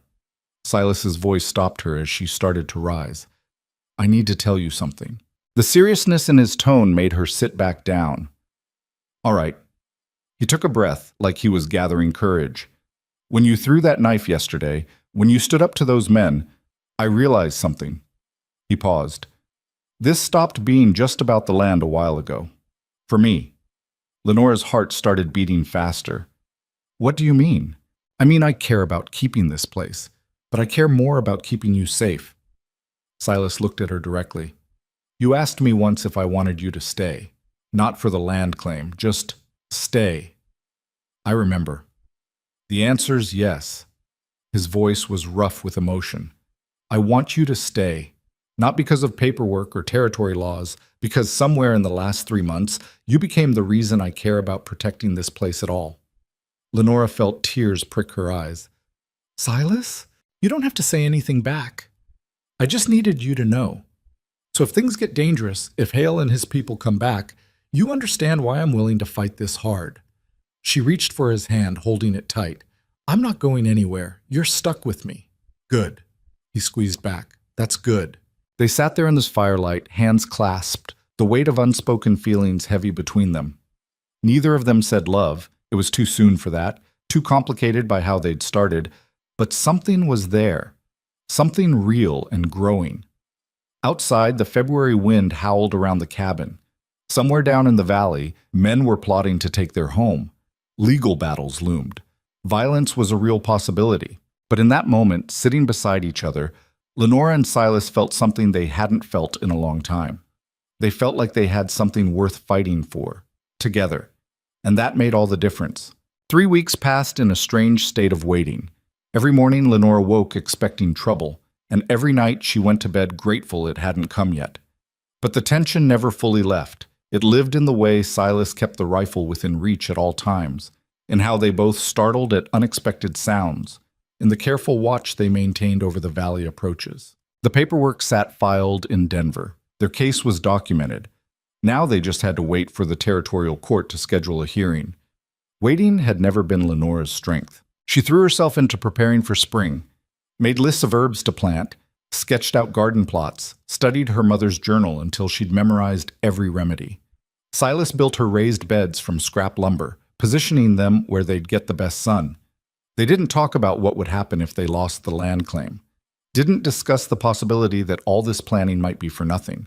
Instead, they built, planned, hoped. The temperature started climbing in late February, bringing the first hints that winter might eventually end. Ice began melting off the cabin roof during the day, refreezing at night in long crystalline fangs. The snowpack started to settle and compress. And one morning, Lenora woke to the sound of water dripping, actual liquid water, not ice. "Listen," she said to Silas over breakfast. He paused, fork halfway to his mouth. Then he smiled. "Thaw's starting. How long until spring actually arrives?" "Up here? Could be another month. Could be 6 weeks. Weather's unpredictable this time of year." Silas poured more coffee. "But it's coming." That afternoon, while Silas was checking his trap lines, Lenora heard horses again. Her whole body went rigid, hands freezing over the bread dough she'd been kneading. She wiped her hands quickly and went to the window. One rider this time. Alone. Not Pike or his men. Someone older, wearing a badge that caught the weak sunlight. Marshal Hendricks. Lenora opened the door before he could knock. "Marshal?" "Mrs. Creed." He touched his hat brim. "Your husband around?" "In the woods. Should be back soon. Come in. I'll make coffee." Hendricks stomped snow off his boots and entered, looking around the cabin with the assessing eye of someone who'd seen a lot of homesteads. "Nice place. Solid construction." Silas built most of it himself. Lenora poured coffee from the pot that was always warm on the stove. "What brings you all the way up here?" "Official business. Wanted to deliver this in person." He pulled an envelope from inside his coat. "Court date's been set. April 15th. Denver Territorial Courthouse." Lenora took the envelope with hands that wanted to shake. "That's less than 2 months away." "Judge Morrison's handling it. He's fair, as judges go. Won't be bought easy if that's what Mountain Valley's thinking." Hendricks accepted the coffee cup she offered. "But I'll be straight with you. They've got 3 lawyers coming in from back east, expensive ones. You and your husband have representation?" "We can't afford a lawyer." "That's what I figured." Hendricks sipped his coffee. "There's a man in Denver, Sam Garrett. He sometimes takes cases pro bono if he thinks there's principle involved. Might be worth talking to him." "Pro bono meaning free?" "Meaning he doesn't get paid unless you win, and then he takes a percentage. It's a risk for him, but Garrett likes fighting big companies." Hendricks pulled out a pencil and wrote on the back of the envelope. "That's his address. Tell him I sent you. No promises, but it's worth a shot." Lenora stared at the address. "Why are you helping us?" "Because I've seen what Mountain Valley does to small claimants. They bleed them dry in court, tie things up for years, make people give up just from exhaustion." He set down his cup. "And because I don't like the way Pike and his boys operate, threatening a woman on her own property, that's not how we do things in this territory." The door opened and Silas came in, stopping short when he saw Hendricks. His hand went automatically to the rifle slung over his shoulder. "It's all right," Lenore said quickly. "He brought the court date." Silas relaxed fractionally. "When?" "April 15th. Hendricks stood. "I was just telling your wife about Sam Garrett, lawyer in Denver who might take your case." "Might?" "He's picky. But your situation, land claim dispute, mining company muscle tactics, newlyweds trying to hold their homestead, that's the kind of story that gets him interested." Hendricks headed for the door. "You've got a good claim, Mr. Creed. Better than most. But you'll need help presenting it. Think about contacting Garrett." After he left, Silas read the court summons 3 times, his face getting grimmer with each pass. "We can do this," Lenore said. "We've got documentation, witnesses, the truth on our side." "Truth doesn't always win." Silas set the paper down. "Not against money and lawyers." "Then we get our own lawyer. This Garrett person." "Lenora." Silas's voice was tired. "Even pro bono lawyers need expenses covered. Travel, filing fees, documentation costs. We're talking money we don't have." "How much do we have?" He was quiet for a moment. $43. From selling furs last fall. $43. Lenora thought about what it cost to live for a month, what they'd need for seeds and supplies come spring. How far would $43 stretch in a legal battle? Not far enough. "Then we sell more furs," she said. "You've got what, 20 pelts cured and ready?" "Around that. And I can make things. Preserves, maybe. Smoked meat. We take everything we can to town, sell it, raise what we can." Lenora started pacing, her mind working through possibilities. "There has to be a way." Silas watched her wear a path in the floor, something soft in his expression. "You really want to fight this?" "Of course I do. This is our home." "It's a cabin and some land, Lenora. We could start over somewhere else." She stopped pacing and looked at him directly. "Could you? Really? After Catherine's buried here? After 4 years of building this place? You could just walk away?" His jaw tightened. "If it meant keeping you safe." "I don't need safe. I need this. Us. Here." She gestured around the cabin. "This is the first place I've ever been happy, Silas. The first place I've been worth something. I'm not giving that up without a fight." They stared at each other across the cabin, and Lenora saw the moment he gave in. Not because she'd convinced him they could win, but because he understood what this place meant to her. "All right," he said quietly. "We fight." The next week was a blur of preparation. Silas made 2 trips to town, selling furs and buying supplies they'd need for the journey to Denver. Lenora preserved everything she could, smoked venison, pickled vegetables, berry preserves, and sold them to Mrs. Patterson at prices that barely covered the jars. They scraped together $78. It still wasn't enough, but it was something. "We'll make it work," Lenora said, counting the bills for the 3rd time. "We have to." Silas just nodded, but she could see the worry in his eyes, the calculation of what they were risking. On a cold morning in early March, Victor Hale appeared at their door again. This time he came alone, unarmed, with his hands visible and his expression carefully neutral. Lenora answered his knock, with Silas standing behind her, rifle in clear view. "Mrs. Creed," Hale said, "I was hoping we could talk, civilly." "About what?" Silas asked. "About options. Before this goes to court and gets ugly for everyone." Hale gestured to the porch. "May I?" They let him in warily. He stood by the door, not presuming to sit, and when he spoke his tone was different from before. Less condescending, almost respectful. "I'll get straight to it. I've reviewed your claim documentation. It's thorough, well documented, better than most homesteaders manage." Hale pulled off his gloves. "You might actually win in court." "Then why are you here?" Lenora asked. "Because might isn't certainty. And even if you win, the appeals process could drag on for years. Mountain Valley has deep pockets. We can afford to wait." "Can you?" He let that question hang. "I'm authorized to make you a final offer. $1,000. You keep everything portable, livestock, tools, personal property. You sign over the land claim and you walk away with enough money to start fresh anywhere you want. $1,000. Lenora felt the number hit her like a physical thing. That was more money than she'd ever imagined having. Enough to buy land somewhere else, enough to live on for years if they were careful. She looked at Silas and saw the same calculation happening behind his eyes. "That's generous," Silas said carefully. "It is. Because I've learned something about you, Mr. Creed. You're not like most men trying to hold frontier claims. You're competent, principled, the kind of settler the territory actually needs. Hale's voice was sincere. I don't want to crush you in court. I'd rather make a fair deal. Fair would be leaving us alone, Lenora said. Fair would be recognizing that this valley contains copper worth hundreds of thousands of dollars, maybe millions.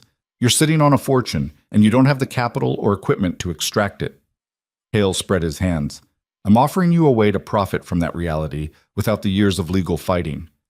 Silas moved to the window, staring out at the valley, at the barn he'd built, the land he'd cleared, Catherine's grave on the hill. I need to think about it, he said finally. Of course. You have until the end of the month. Hale pulled his gloves back on.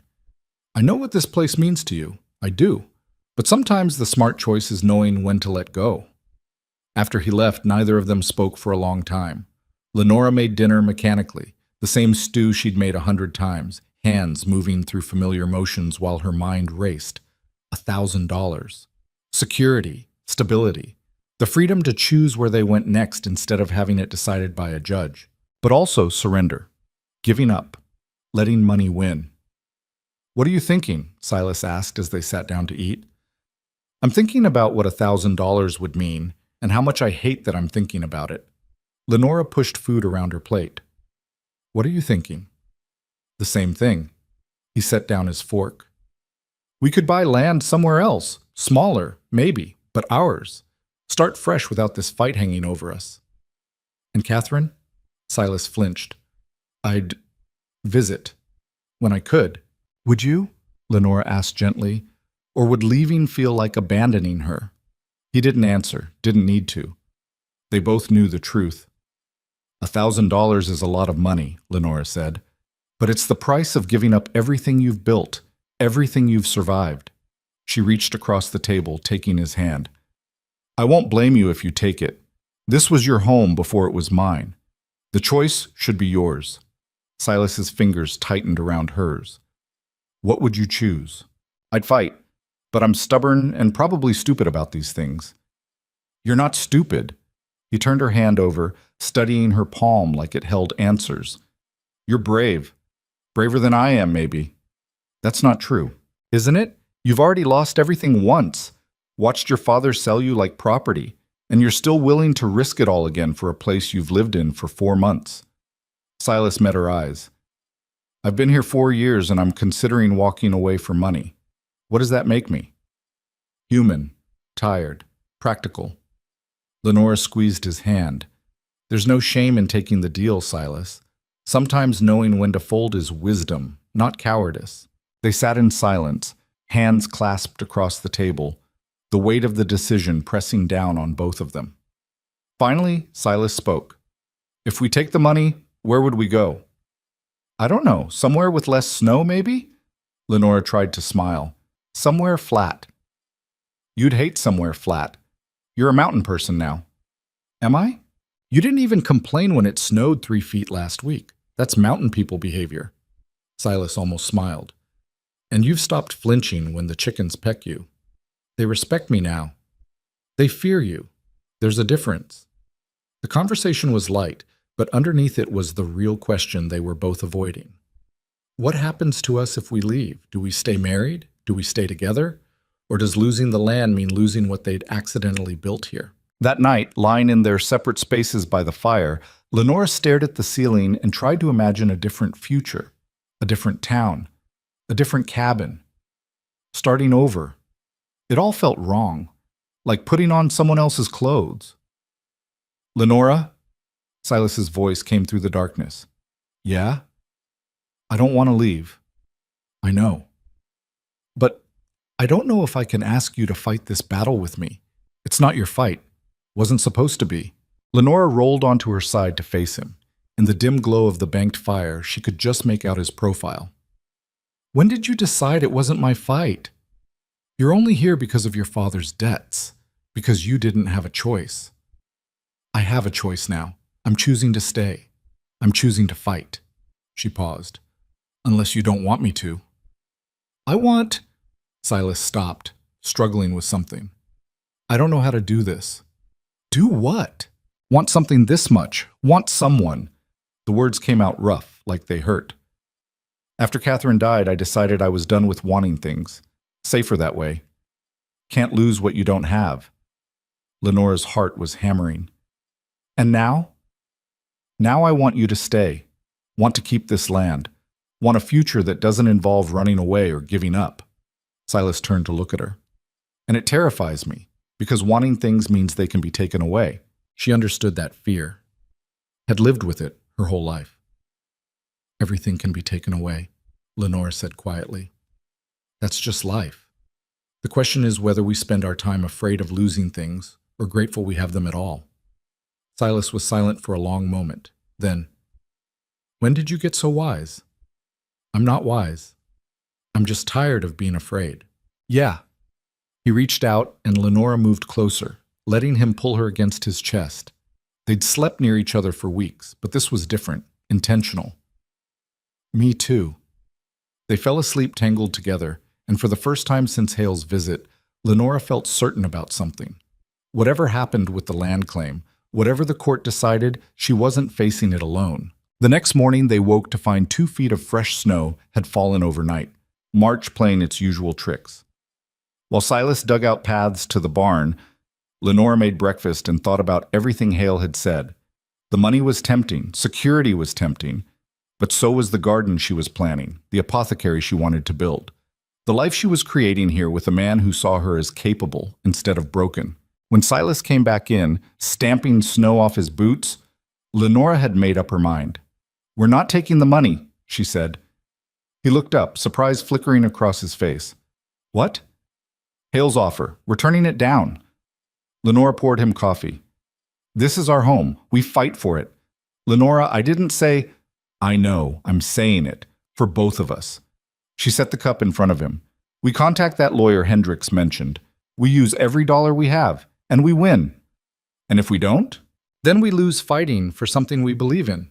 That's better than giving up for money. She met his eyes. Isn't it? Silas stared at her for a long moment. Then he started laughing, a real laugh, the first she'd heard from him. It transformed his whole face, made him look years younger. What's funny? Lenora asked, but she was smiling too. I was going to tell you the same thing this morning. Was trying to figure out how to convince you to turn down $1,000. He shook his head. Should have known you'd already decided. We're both stubborn fools, apparently. Apparently. Silas pulled her down into his lap, a gesture that would have been impossible 4 months ago when they were still strangers. Now it felt natural. Right. All right. We fight. We fight, Lenora agreed. They contacted Sam Garrett by letter explaining their situation and including references from Marshal Hendricks. 3 weeks passed with no response, and Lenora started to think they'd have to represent themselves in court after all. Then, in late March, a writer arrived with a telegram. Garrett would take their case. He'd be in Black Hollow Ridge on April 1st to review their documentation and prepare for trial. His fee was 15% of the land value if they won, nothing if they lost. He thinks we can win, Lenore said, reading the telegram for the 3rd time. Or he's got nothing better to do in April. But Silas was smiling. Either way, we've got a lawyer. April 1st arrived cold and clear. Sam Garrett turned out to be a wiry man in his 40s with sharp eyes and a sharper mind. He spent 2 days going through every document they had, asking questions that seemed random but clearly weren't, making notes in a leather journal. Your claim is solid, he said finally. Better than solid. You've got continuous occupation, documented improvements, witness statements. Mountain Valley's mineral rights claim is legitimate, but it doesn't supersede your surface rights, not under current territorial law. So we'll win? Lenora asked. In a fair court, yes, but courts aren't always fair and Mountain Valley will throw everything they have at this. Garrett closed his journal. They'll try to discredit your marriage as fraudulent. They'll argue you haven't properly improved the land. They'll claim the copper deposits make this a mineral extraction zone that supersedes homestead claims. How do we counter that? Silas asked. By being better prepared than they are, by having documentation they can't refute, and by making sure the judge sees you as real people protecting a real home, not just names on a claim form. Garrett looked between them. That means you both testify. You both tell your story. Make it human. The idea of testifying in court made Lenora's stomach turn.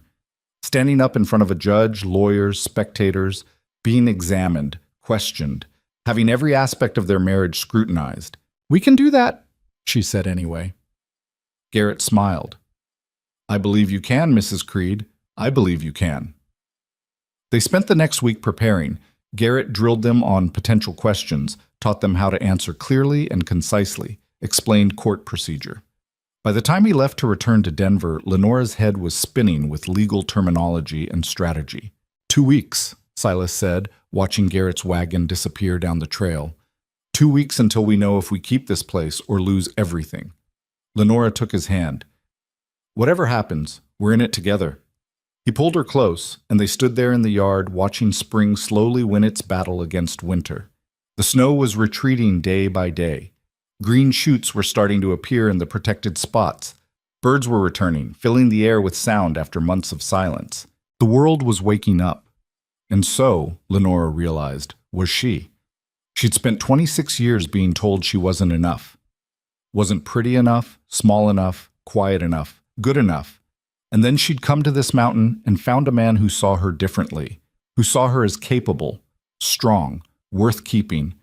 Somewhere along the way, she'd started seeing herself that way too. Thank you, she said against Silas's chest. For what? For giving me a reason to fight. For myself, I mean. Not just for the land. Silas's arms tightened around her. You gave me the same thing. I'd forgotten what it felt like to want a future instead of just surviving the present. They stood there until the cold drove them inside, holding each other, gathering strength for the battle ahead. 2 weeks until Denver. 2 weeks until they found out if love and determination could beat money and lawyers. 2 weeks until everything changed. The journey to Denver took 3 days through mud and melting snow. Spring was arriving in fits and starts. Warm 1 hour, freezing the next. The roads alternating between passable and treacherous. Silas drove the wagon while Lenora studied the notes Garrett had given them, reviewing testimony points until her eyes ached.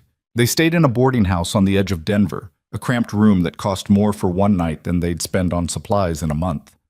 Lenora lay awake listening to city sounds, voices, horses, the clatter of late-night wagons, and felt the mountain quiet calling her back. Can't sleep? Silas asked from the other narrow bed. Too loud. Too many people. She turned to face him in the darkness. How do you feel? Like I'm about to lose everything or keep everything, and I won't know which until some judge I've never met decides. He was quiet for a moment. Terrified, basically. Me too. They met with Garrett the next morning at his office, a cluttered room above a print shop that smelled like ink and old paper. He had their documents spread across every available surface. Mountain Valley's strategy is predictable, he said, pointing to a stack of papers. They'll argue your marriage is a sham designed to strengthen your land claim. They'll paint you as an opportunist, Mrs. Creed, and your husband is desperate enough to buy a wife. Lenora felt heat rise to her face. That's not... I know it's not, but we need to prove it's not. Which means when you testify, you tell the truth, the whole truth, even the uncomfortable parts. Garrett looked between them. How you met, why you married, how things have changed. Make the judge see you as real people, not legal constructs. We can do that, Silas said, but his voice was tight. The trial started at 9 the next morning. The courthouse was an imposing brick building that made Lenora feel small before she even entered. Inside, the courtroom had high ceilings and hard wooden benches that were already filling with spectators. Word had spread about the case. Small ranchers fighting big mining interests made for good theater. Mountain Valley's legal team was exactly as intimidating as Lenora had feared. 3 lawyers in expensive suits, Victor Hale sitting behind them looking confident, and a stack of documents that seemed to reach the ceiling. Judge Morrison was a gray-haired man with sharp eyes and a face that gave nothing away. He called the court to order, and Lenora felt Silas's hand find hers under the table. She squeezed back. The mining company went first. Their lead lawyer, a man named Prescott with a voice like silk over steel, laid out their case with surgical precision. They had mineral rights. They had surveys showing copper deposits worth potentially millions. They had expert testimony about the economic benefit to the territory. This isn't about denying Mr. and Mrs. Creed their homestead, Prescott said smoothly. It's about recognizing that certain lands serve a higher purpose. The copper in that valley could build railroads, telegraph lines, infrastructure that benefits thousands. One family's ranch, however picturesque, cannot take precedence over the territory's economic development. He made it sound so reasonable, so logical, like wanting to keep your home was somehow selfish. Then he brought out their attack on the marriage. According to our research, Mr. Creed and Miss Vale, as she was then, were married on February 2nd of this year. A mere 6 weeks after the territorial office announced new regulations strengthening land claims for married settlers. Prescott pulled out a timeline showing the dates with damning clarity. Mr. Creed's original claim was for 160 acres. Upon marriage, it doubled to 320. Convenient timing, wouldn't you say? Garrett objected, but Judge Morrison allowed the line of questioning. Furthermore, Prescott continued, Miss Vale came from Black Hollow Ridge, where she had no prospects, no property, and according to town records, her father owed significant debts. Debts that were mysteriously cleared immediately following her marriage. He looked at the judge. Your Honor, this is clearly a marriage of convenience designed to circumvent proper land claim procedures. The personal relationship between Mr. and Mrs. Creed is irrelevant to the legal question of whether their claim supersedes established mineral rights. Lenora felt sick. Everything he said was technically true, but twisted into something ugly. Made their marriage sound like a calculated fraud instead of two people trying to survive. When Garrett finally got to present their case, he started with the documents. Survey maps showing Silas's continuous occupation, receipts for improvements, witness statements from Marshall Hendricks and others attesting to the legitimacy of the homestead. Mountain Valley's mineral rights claim is valid, Garrett acknowledged, but it doesn't supersede surface rights. The 1872 Mining Act is clear on this point. Mineral extraction must accommodate existing surface claims where possible. Mr. Creed has been on this land for 4 years. He's built structures, cleared fields, established a functioning ranch. That's not speculation or potential economic benefit. That's actual use, actual improvement, actual residence. Then he called Silas to testify. Lenora watched her husband walk to the witness stand, his movements stiff with tension. Under oath, he answered Garrett's questions about when he'd arrived, what he'd built, how he'd survived.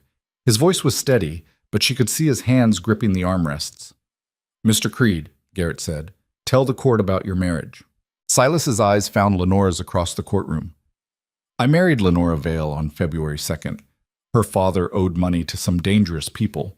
I needed a wife to secure my land claim under the new regulations. It was a business arrangement. Prescott smiled. Lenora's heart sank. Was, Garrett prompted. Was, Silas confirmed. Started as business, but that's not what it is now. What is it now? It's a marriage, a real one.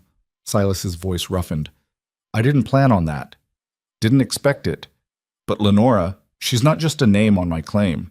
She's the person who made that cabin a home, who stood up to armed men threatening our property, who decided this fight was worth having when I was ready to give up.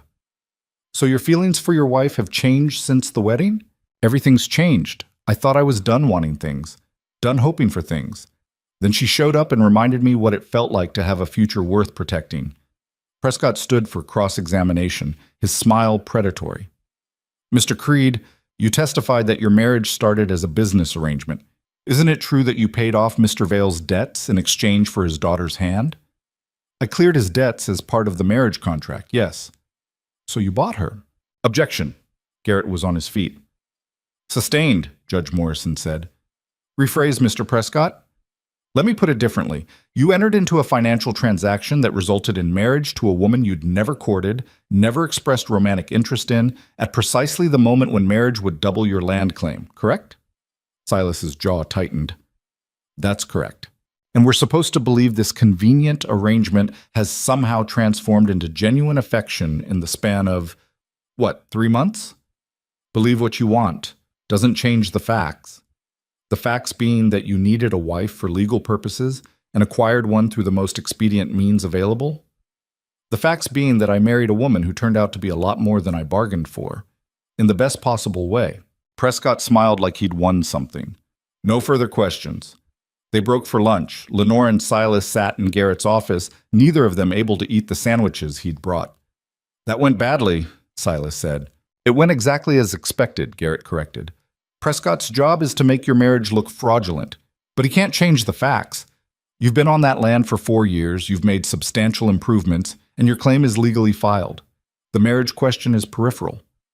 Didn't feel peripheral, Lenora muttered. Because they're using it to discredit you personally, to make the judge think you're scammers rather than settlers. Garrett looked at her, which is why your testimony is crucial. You tell your side. Make them see you as a person, not a legal inconvenience. That afternoon, Lenora took the stand. Her hands were shaking as she was sworn in. The courtroom felt enormous, full of strangers' eyes, all of them judging. She found Silas in the crowd and held on to his gaze like a lifeline. Garrett started gently, asking about her background, her mother's medical knowledge, why she'd agreed to marry Silas. Lenora answered carefully, trying to remember everything they'd practiced. Mrs. Creed, Mr. Prescott has suggested your marriage was purely transactional. Is that accurate? It was at first, Lenora said honestly. I didn't have much choice. My father made the arrangement and I went along with it because the alternative was worse. And now? Now it's the best decision I never got to make. The words came easier than she'd expected.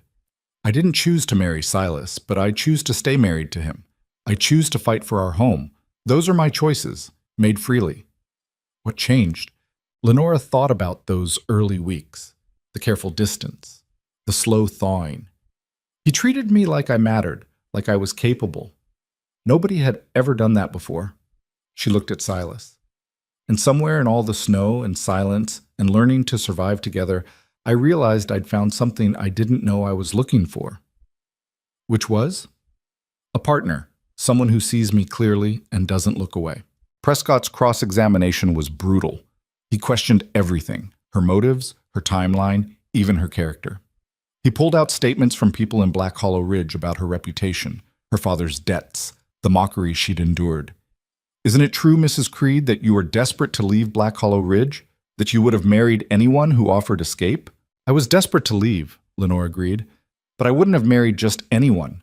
Silas could have been cruel, could have treated me like property he'd purchased. He didn't. How noble of him, Prescott said dryly. Tell me, when exactly did this transactional arrangement transform into true love? Was there a specific moment, a declaration? It wasn't one moment, it was 100 small ones.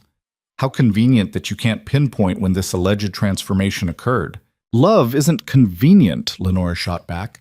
It's messy and complicated, and it doesn't follow a timeline that makes sense in a courtroom. But it's real. Is it? Or is it simply that you've convinced yourself to believe in this marriage because the alternative is admitting you're part of a fraud? Lenora felt anger flare hot and bright. You want to know what fraud looks like? Fraud is a mining company trying to steal land from people who've worked it for years. Fraud is dressing up greed as economic development. Fraud is standing in this courtroom and pretending you care about the law when all you really care about is copper deposits worth millions. Mrs. Creed, I was sold to pay my father's debts, that's true. But I stayed because I wanted to. I fight for that land because it's mine. Not because of some legal technicality, because I've bled for it, frozen for it, stood up to armed men for it. She looked at Judge Morrison directly. That cabin is the first place I've ever been valued for who I am, instead of mocked for what I'm not. If that's not worth protecting, I don't know what is. The courtroom was silent. Prescott looked like he wanted to object, but couldn't find grounds. Garrett was smiling. No further questions, Prescott said tightly. After Lenora stepped down, both sides presented their final arguments. Prescott emphasized economic development and legal precedent. Garrett emphasized human rights and homestead law. Judge Morrison listened to everything with that same unreadable expression. I'll take this under advisement, he said finally. Court is adjourned. I'll issue a ruling within 2 weeks. 2 more weeks of waiting. 2 more weeks of not knowing if they had a home to return to. They stayed in Denver because traveling back and forth would eat what little money they had left. Lenora found work cleaning at the boarding house to pay for their room. Silas took odd jobs, hauling, building, anything that paid. They barely saw each other during the days, came together exhausted at night. We should have heard something by now, Lenora said on the 10th day, pacing their small room. Judge said 2 weeks. It's only been 10 days. What if he rules against us? What if... Then we figure out what's next. Silas caught her hand, stopping her pacing. We're not facing it alone this time. That's different. Is it enough? I don't know, but it's what we've got. On the 13th day, a messenger arrived with a summons. Judge Morrison was ready to issue his ruling. The courtroom was packed again. Word had spread that the decision was coming. Lenora and Silas sat at their table, hands clasped so tightly their fingers had gone numb. Garrett looked calm, but there was tension around his eyes. Mountain Valley's lawyers looked confident. Judge Morrison entered, and everyone stood. He took his seat, arranged his papers, and looked out over the courtroom. This case presents a conflict between individual homestead rights and corporate mineral extraction interests, he began. Both sides have made compelling arguments. However, the law is relatively clear on the matter. Lenora stopped breathing. The 1872 Mining Act establishes that mineral rights and surface rights are distinct legal entities. Mountain Valley Mining Company does indeed hold valid mineral rights to the disputed territory. However, those rights do not automatically supersede prior surface claims. Prescott's smile faltered slightly. Mr. Creed established continuous occupation and improvement of the surface land beginning in 1869, 4 years ago. His claim was properly filed and registered. The subsequent marriage to Mrs. Creed, while advantageous to the claim size, does not invalidate the original claim. Furthermore, Judge Morrison continued, the court finds that the marriage between Mr. and Mrs. Creed, while unconventionally arranged, is legally valid. The question of affection is irrelevant to the legal standing of the union. What matters is that both parties consented and have maintained the marriage in good faith. Lenora felt tears prick her eyes. Therefore, it is the ruling of this court that the surface land rights remain with Silas and Lenora Creed. However, Mountain Valley Mining retains the right to extract minerals from the property, provided they negotiate fair compensation with the landowners and minimize disruption to surface operations. Wait. What? Prescott was on his feet. Your Honor, that's not the outcome either party wanted, Judge Morrison finished, but it's the outcome the law supports. Mr. and Mrs. Creed keep their homestead. Mountain Valley gets access to their copper, and both parties will need to work together to make it function. He banged his gavel. Case closed. The courtroom erupted in noise. Lenora turned to Silas, not sure if they'd won or lost. We keep the land, he said, like he couldn't quite believe it. But they get to mine it, Lenora said. With fair compensation. Garrett was grinning. Do you understand what that means? They have to pay you. Every ounce of copper they pull out of that mountain, you get a percentage. You didn't just keep your home. You're about to become very wealthy. The truth of it hit slowly. They'd won. Not completely, not cleanly, but they'd won. Victor Hale approached their table, his expression unreadable. That was unexpected. You could appeal, Garrett said. I could, but Judge Morrison's ruling is legally sound. An appeal would likely fail and cost months of delays. Hale looked at Silas and Lenora. I'd rather negotiate, if you're willing. They met in Garrett's office the next day. Silas, Lenora, Garrett, Hale, and one of his lawyers. The negotiation took hours. Percentage points, access rights, compensation schedules, environmental protections. Lenora's head spun with numbers and legal terms. But when they finally shook hands, the deal was this. Mountain Valley could mine the copper. The Creeds would receive 15% of net profits, paid quarterly. All surface structures remained untouched. Mining operations couldn't interfere with the ranch or water sources, and the contract was valid for 20 years, after which it could be renegotiated. You realize what this means, Garrett said after Hale left. If that copper deposit is as rich as they think, you're looking at thousands of dollars a year, maybe tens of thousands. Lenora looked at Silas. His expression was dazed. We just wanted to keep our home, she said. You kept it, and you're about to be able to afford anything you want. Garrett started packing up his papers. My advice? Don't spend it all at once. Invest it. Build something lasting. They left Denver the next morning, riding in silence for the first hour. Lenora kept expecting to wake up, to find out it had been a dream or a mistake. Are you all right? She asked finally. I don't know what I am. Silas shook his head. 4 months ago, I was alone on that mountain, barely scraping by. Now I have a wife, a secured land claim, and more money coming than I know what to do with. Is that a bad thing? It's overwhelming. He glanced at her. What do you want to do with it? The money, I mean. Lenora thought about it. Build that apothecary, a real one with proper equipment and supplies. Hire help for the ranch so you're not working yourself to death. Maybe expand the cabin, add some actual bedrooms. Bedrooms plural? She felt heat rise to her face. For the future, eventually, if... She stopped, not sure how to finish that sentence. Silas pulled the wagon to the side of the road and turned to face her. Lenora, we just fought a legal battle together, testified in court about our marriage, won the right to keep our home. I think we're past the if stage. Are we? I love you. He said it simply, like it was a fact. Should have said it before the trial. Should have said it weeks ago. But I'm saying it now. I love you and I want a real marriage, not just a legal one. I want bedrooms plural. I want a future that includes you in every part of it. Lenora's vision blurred with tears. I love you too. Have for a while now. Was just afraid to say it. Why afraid? Because I've never had something this good. Felt like saying it out loud might break the spell. Silas pulled her close, kissing her with a certainty that made her forget they were on the side of a road, in a wagon, with the whole world watching. Not a spell, he said against her lips.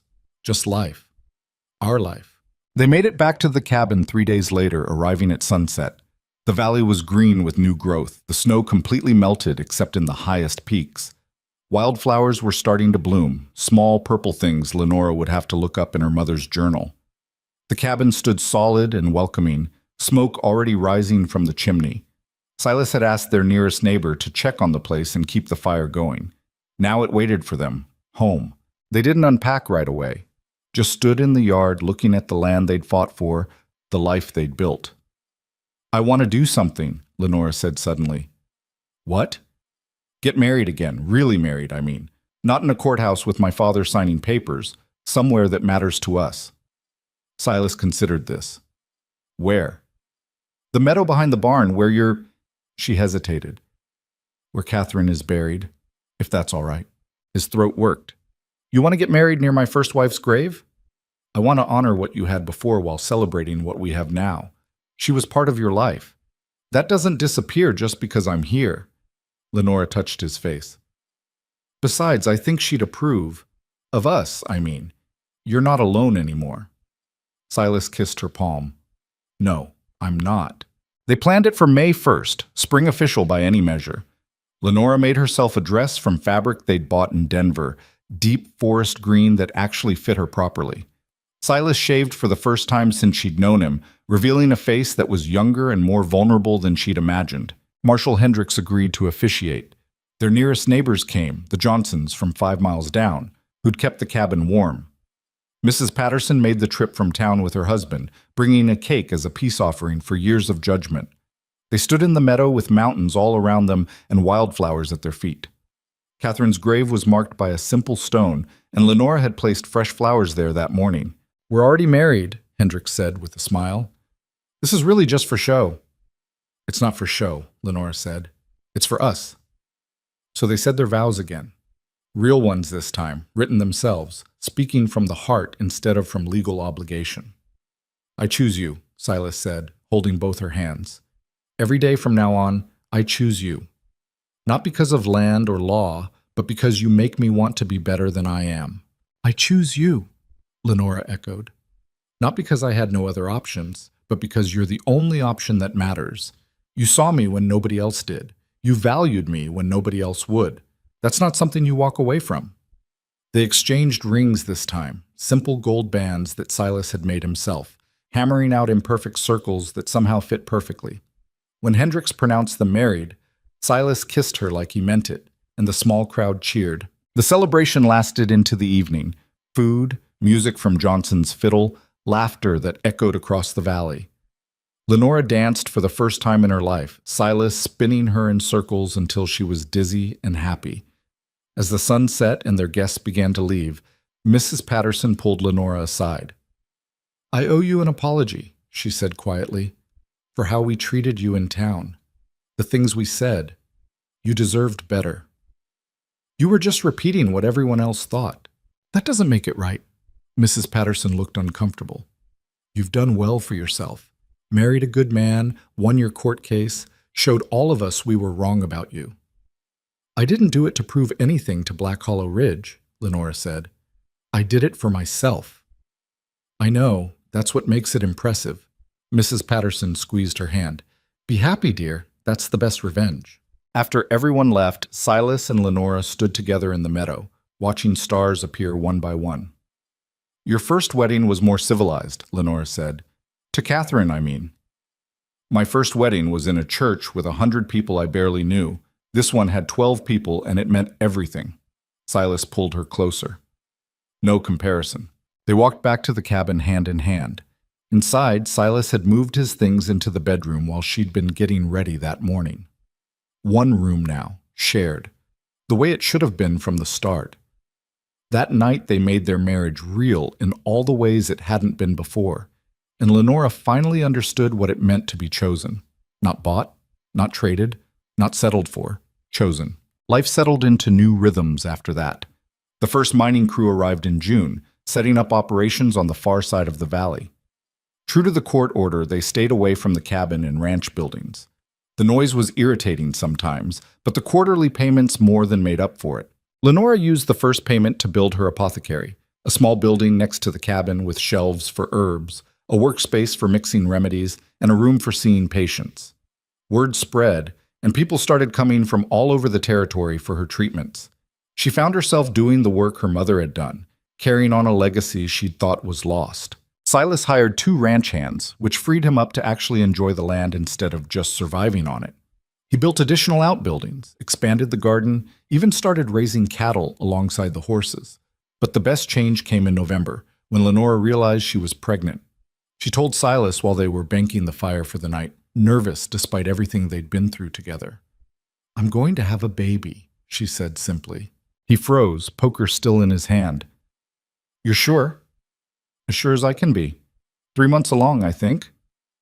Silas set down the poker very carefully and crossed to where she stood.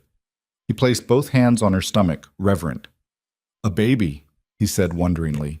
Our baby. Are you happy? Happy doesn't begin to cover it. He looked at her with eyes full of emotion. After Catherine died, I thought I'd never have this. A family, a future. Then you showed up and gave me everything I'd stopped hoping for. The baby, a boy, was born in late May, arriving during a thunderstorm that shook the cabin. Lenora delivered him with the help of a midwife from town, her mother's journal open to the relevant pages, Silas pacing outside like he might wear a hole in the porch. When the midwife finally let him in, Lenora was exhausted and radiant, holding a tiny bundle with dark hair and Silas's gray eyes. Meet your son, she said. Silas took the baby like he was made of glass, this huge, rough-handed man cradling something impossibly small and fragile. He's perfect. He's wrinkly and red. Perfect, Silas insisted. They named him Thomas after Lenora's father, not to honor the man he'd been, but to reclaim the name for something better. A new start. The years that followed weren't perfect. Thomas turned out to be colicky and stubborn. The mining operation occasionally caused problems that required legal intervention. Winters were still brutal. The ranch work never stopped being hard, but they faced it together. Lenora's apothecary grew into something bigger than she'd imagined. Eventually, she was training other women in herbal medicine, passing on knowledge that had almost died with her mother. Silas became a respected figure in the territory, the man who'd stood up to Mountain Valley mining and won. Thomas grew into a wild, fearless boy who loved the mountains as much as his parents did. And on quiet evenings, when the work was done and Thomas was asleep and the mountain air turned cold, Silas and Lenora would sit on the porch together, looking out at the valley they'd fought for. Do you ever regret it? Lenora asked one night, 5 years after that first terrible wedding. Taking my father's deal? Getting stuck with me? Silas looked at her like she'd lost her mind. Stuck with you? Lenora, marrying you was the smartest thing I've ever done. Only thing that came close to smart, really. Even though it started as a transaction, especially because of that, meant we built everything from scratch. No expectations, no illusions, just 2 people figuring out how to be together. He pulled her close. Sometimes the best things come from the worst circumstances. You just have to be brave enough to see the possibility. Lenora thought about that. About the scared, desperate woman who'd stood at that altar months ago, convinced she was being sold like livestock. About the lonely man who'd thought his heart was too broken to feel anything again. They'd both been wrong about so many things. "I was never brave," she said. "I was just out of options." "Bravery is doing the right thing when you're terrified. You've been brave every day since you got here." Silas kissed her forehead. "Bravest person I know." Inside the cabin, Thomas started crying. Another nightmare, probably. Silas started to get up, but Lenora stopped him. "I'll go. You got up with him twice last night." She went inside and found her son thrashing in his small bed, fighting invisible monsters. She lifted him out, holding him close, whispering the same things her mother must have whispered to her. Words she didn't remember hearing but somehow knew anyway. "You're safe. You're loved. You're home." Thomas settled against her chest, small hand fisting in her nightgown. Through the window, she could see Silas still sitting on the porch, looking out at the dark mountains, protecting them even in stillness. This was her life now. This cabin, this valley, this man, this child, built from debt and desperation and a marriage nobody expected to last. But it had lasted. It had grown into something neither of them had planned, but both of them chose every single day. Lenora carried Thomas back to bed, tucking him in carefully. His eyes opened briefly, gray like his father's, questioning. "Mama?" he mumbled. "Right here, sweetheart. Always right here." He drifted back to sleep, secure in the knowledge that his world was safe. Lenora returned to the porch, to Silas, to the mountain quiet. He pulled her into his lap without a word, and they sat like that, breathing in time with each other. "What are you thinking about?" he asked eventually. "That I'm glad my father was a gambling drunk who sold me for debt relief." Silas laughed, the sound rumbling through his chest. "That's a hell of a thing to be grateful for." "I'm grateful for where it led, not for what it was." She turned to face him. "If he hadn't been desperate and you hadn't been alone and we hadn't both been out of options, we never would have found each other, and that would have been the real tragedy." "Yeah," Silas agreed softly. "It would have been." They sat together as the night deepened and the stars came out in impossible numbers, the way they only did in the high country. Somewhere down in the valley, the mining operation was quiet for the night. The cattle were safe in the barn. Thomas slept peacefully. The apothecary would open tomorrow to people who needed help. Everything they'd built stood solid around them. And Lenora realized something important. She'd spent her whole life being told her worth was tied to her appearance, her size, her usefulness to others, being measured against impossible standards and found lacking. But worth wasn't something other people gave you. It was something you claimed for yourself. Through work. Through love. Through the decision to keep fighting even when the world said you weren't worth the effort. She'd claimed her worth on this mountain, in this marriage, with this man who saw her truly and loved her anyway. No, loved her because of what he saw, not despite it. That was the real victory. Not the court case or the money or even the land. The victory was learning that she'd always been enough. She just needed someone to reflect that truth back at her until she could see it herself. "I love you," she said to Silas. "I love you too." He said it easily now, the way he said everything important, simple, direct, true. "Thank you for staying, for fighting, for being exactly who you are. Thank you for seeing me when nobody else did." They stayed on the porch until the cold drove them inside, until exhaustion pulled them to bed, until sleep claimed them both. And in the morning, they'd wake up and do it all again. The work, the life, the choosing each other. Because that's what love was, in the end. Not some grand romantic gesture. Just the daily decision to stay, to build, to honor the messy, complicated, beautiful thing you'd created together. And in a cabin on Black Hollow Ridge, under the endless Rocky Mountain sky, two people who'd started as a transaction became everything to each other. Not because it was easy, not because it was perfect, but because they'd both been brave enough to turn a business arrangement into something real, something lasting, something worth every fight it took to protect it. That was their story. Not the one people expected, not the one they'd planned, but theirs all the same. And it was enough. It was more than enough. It was everything.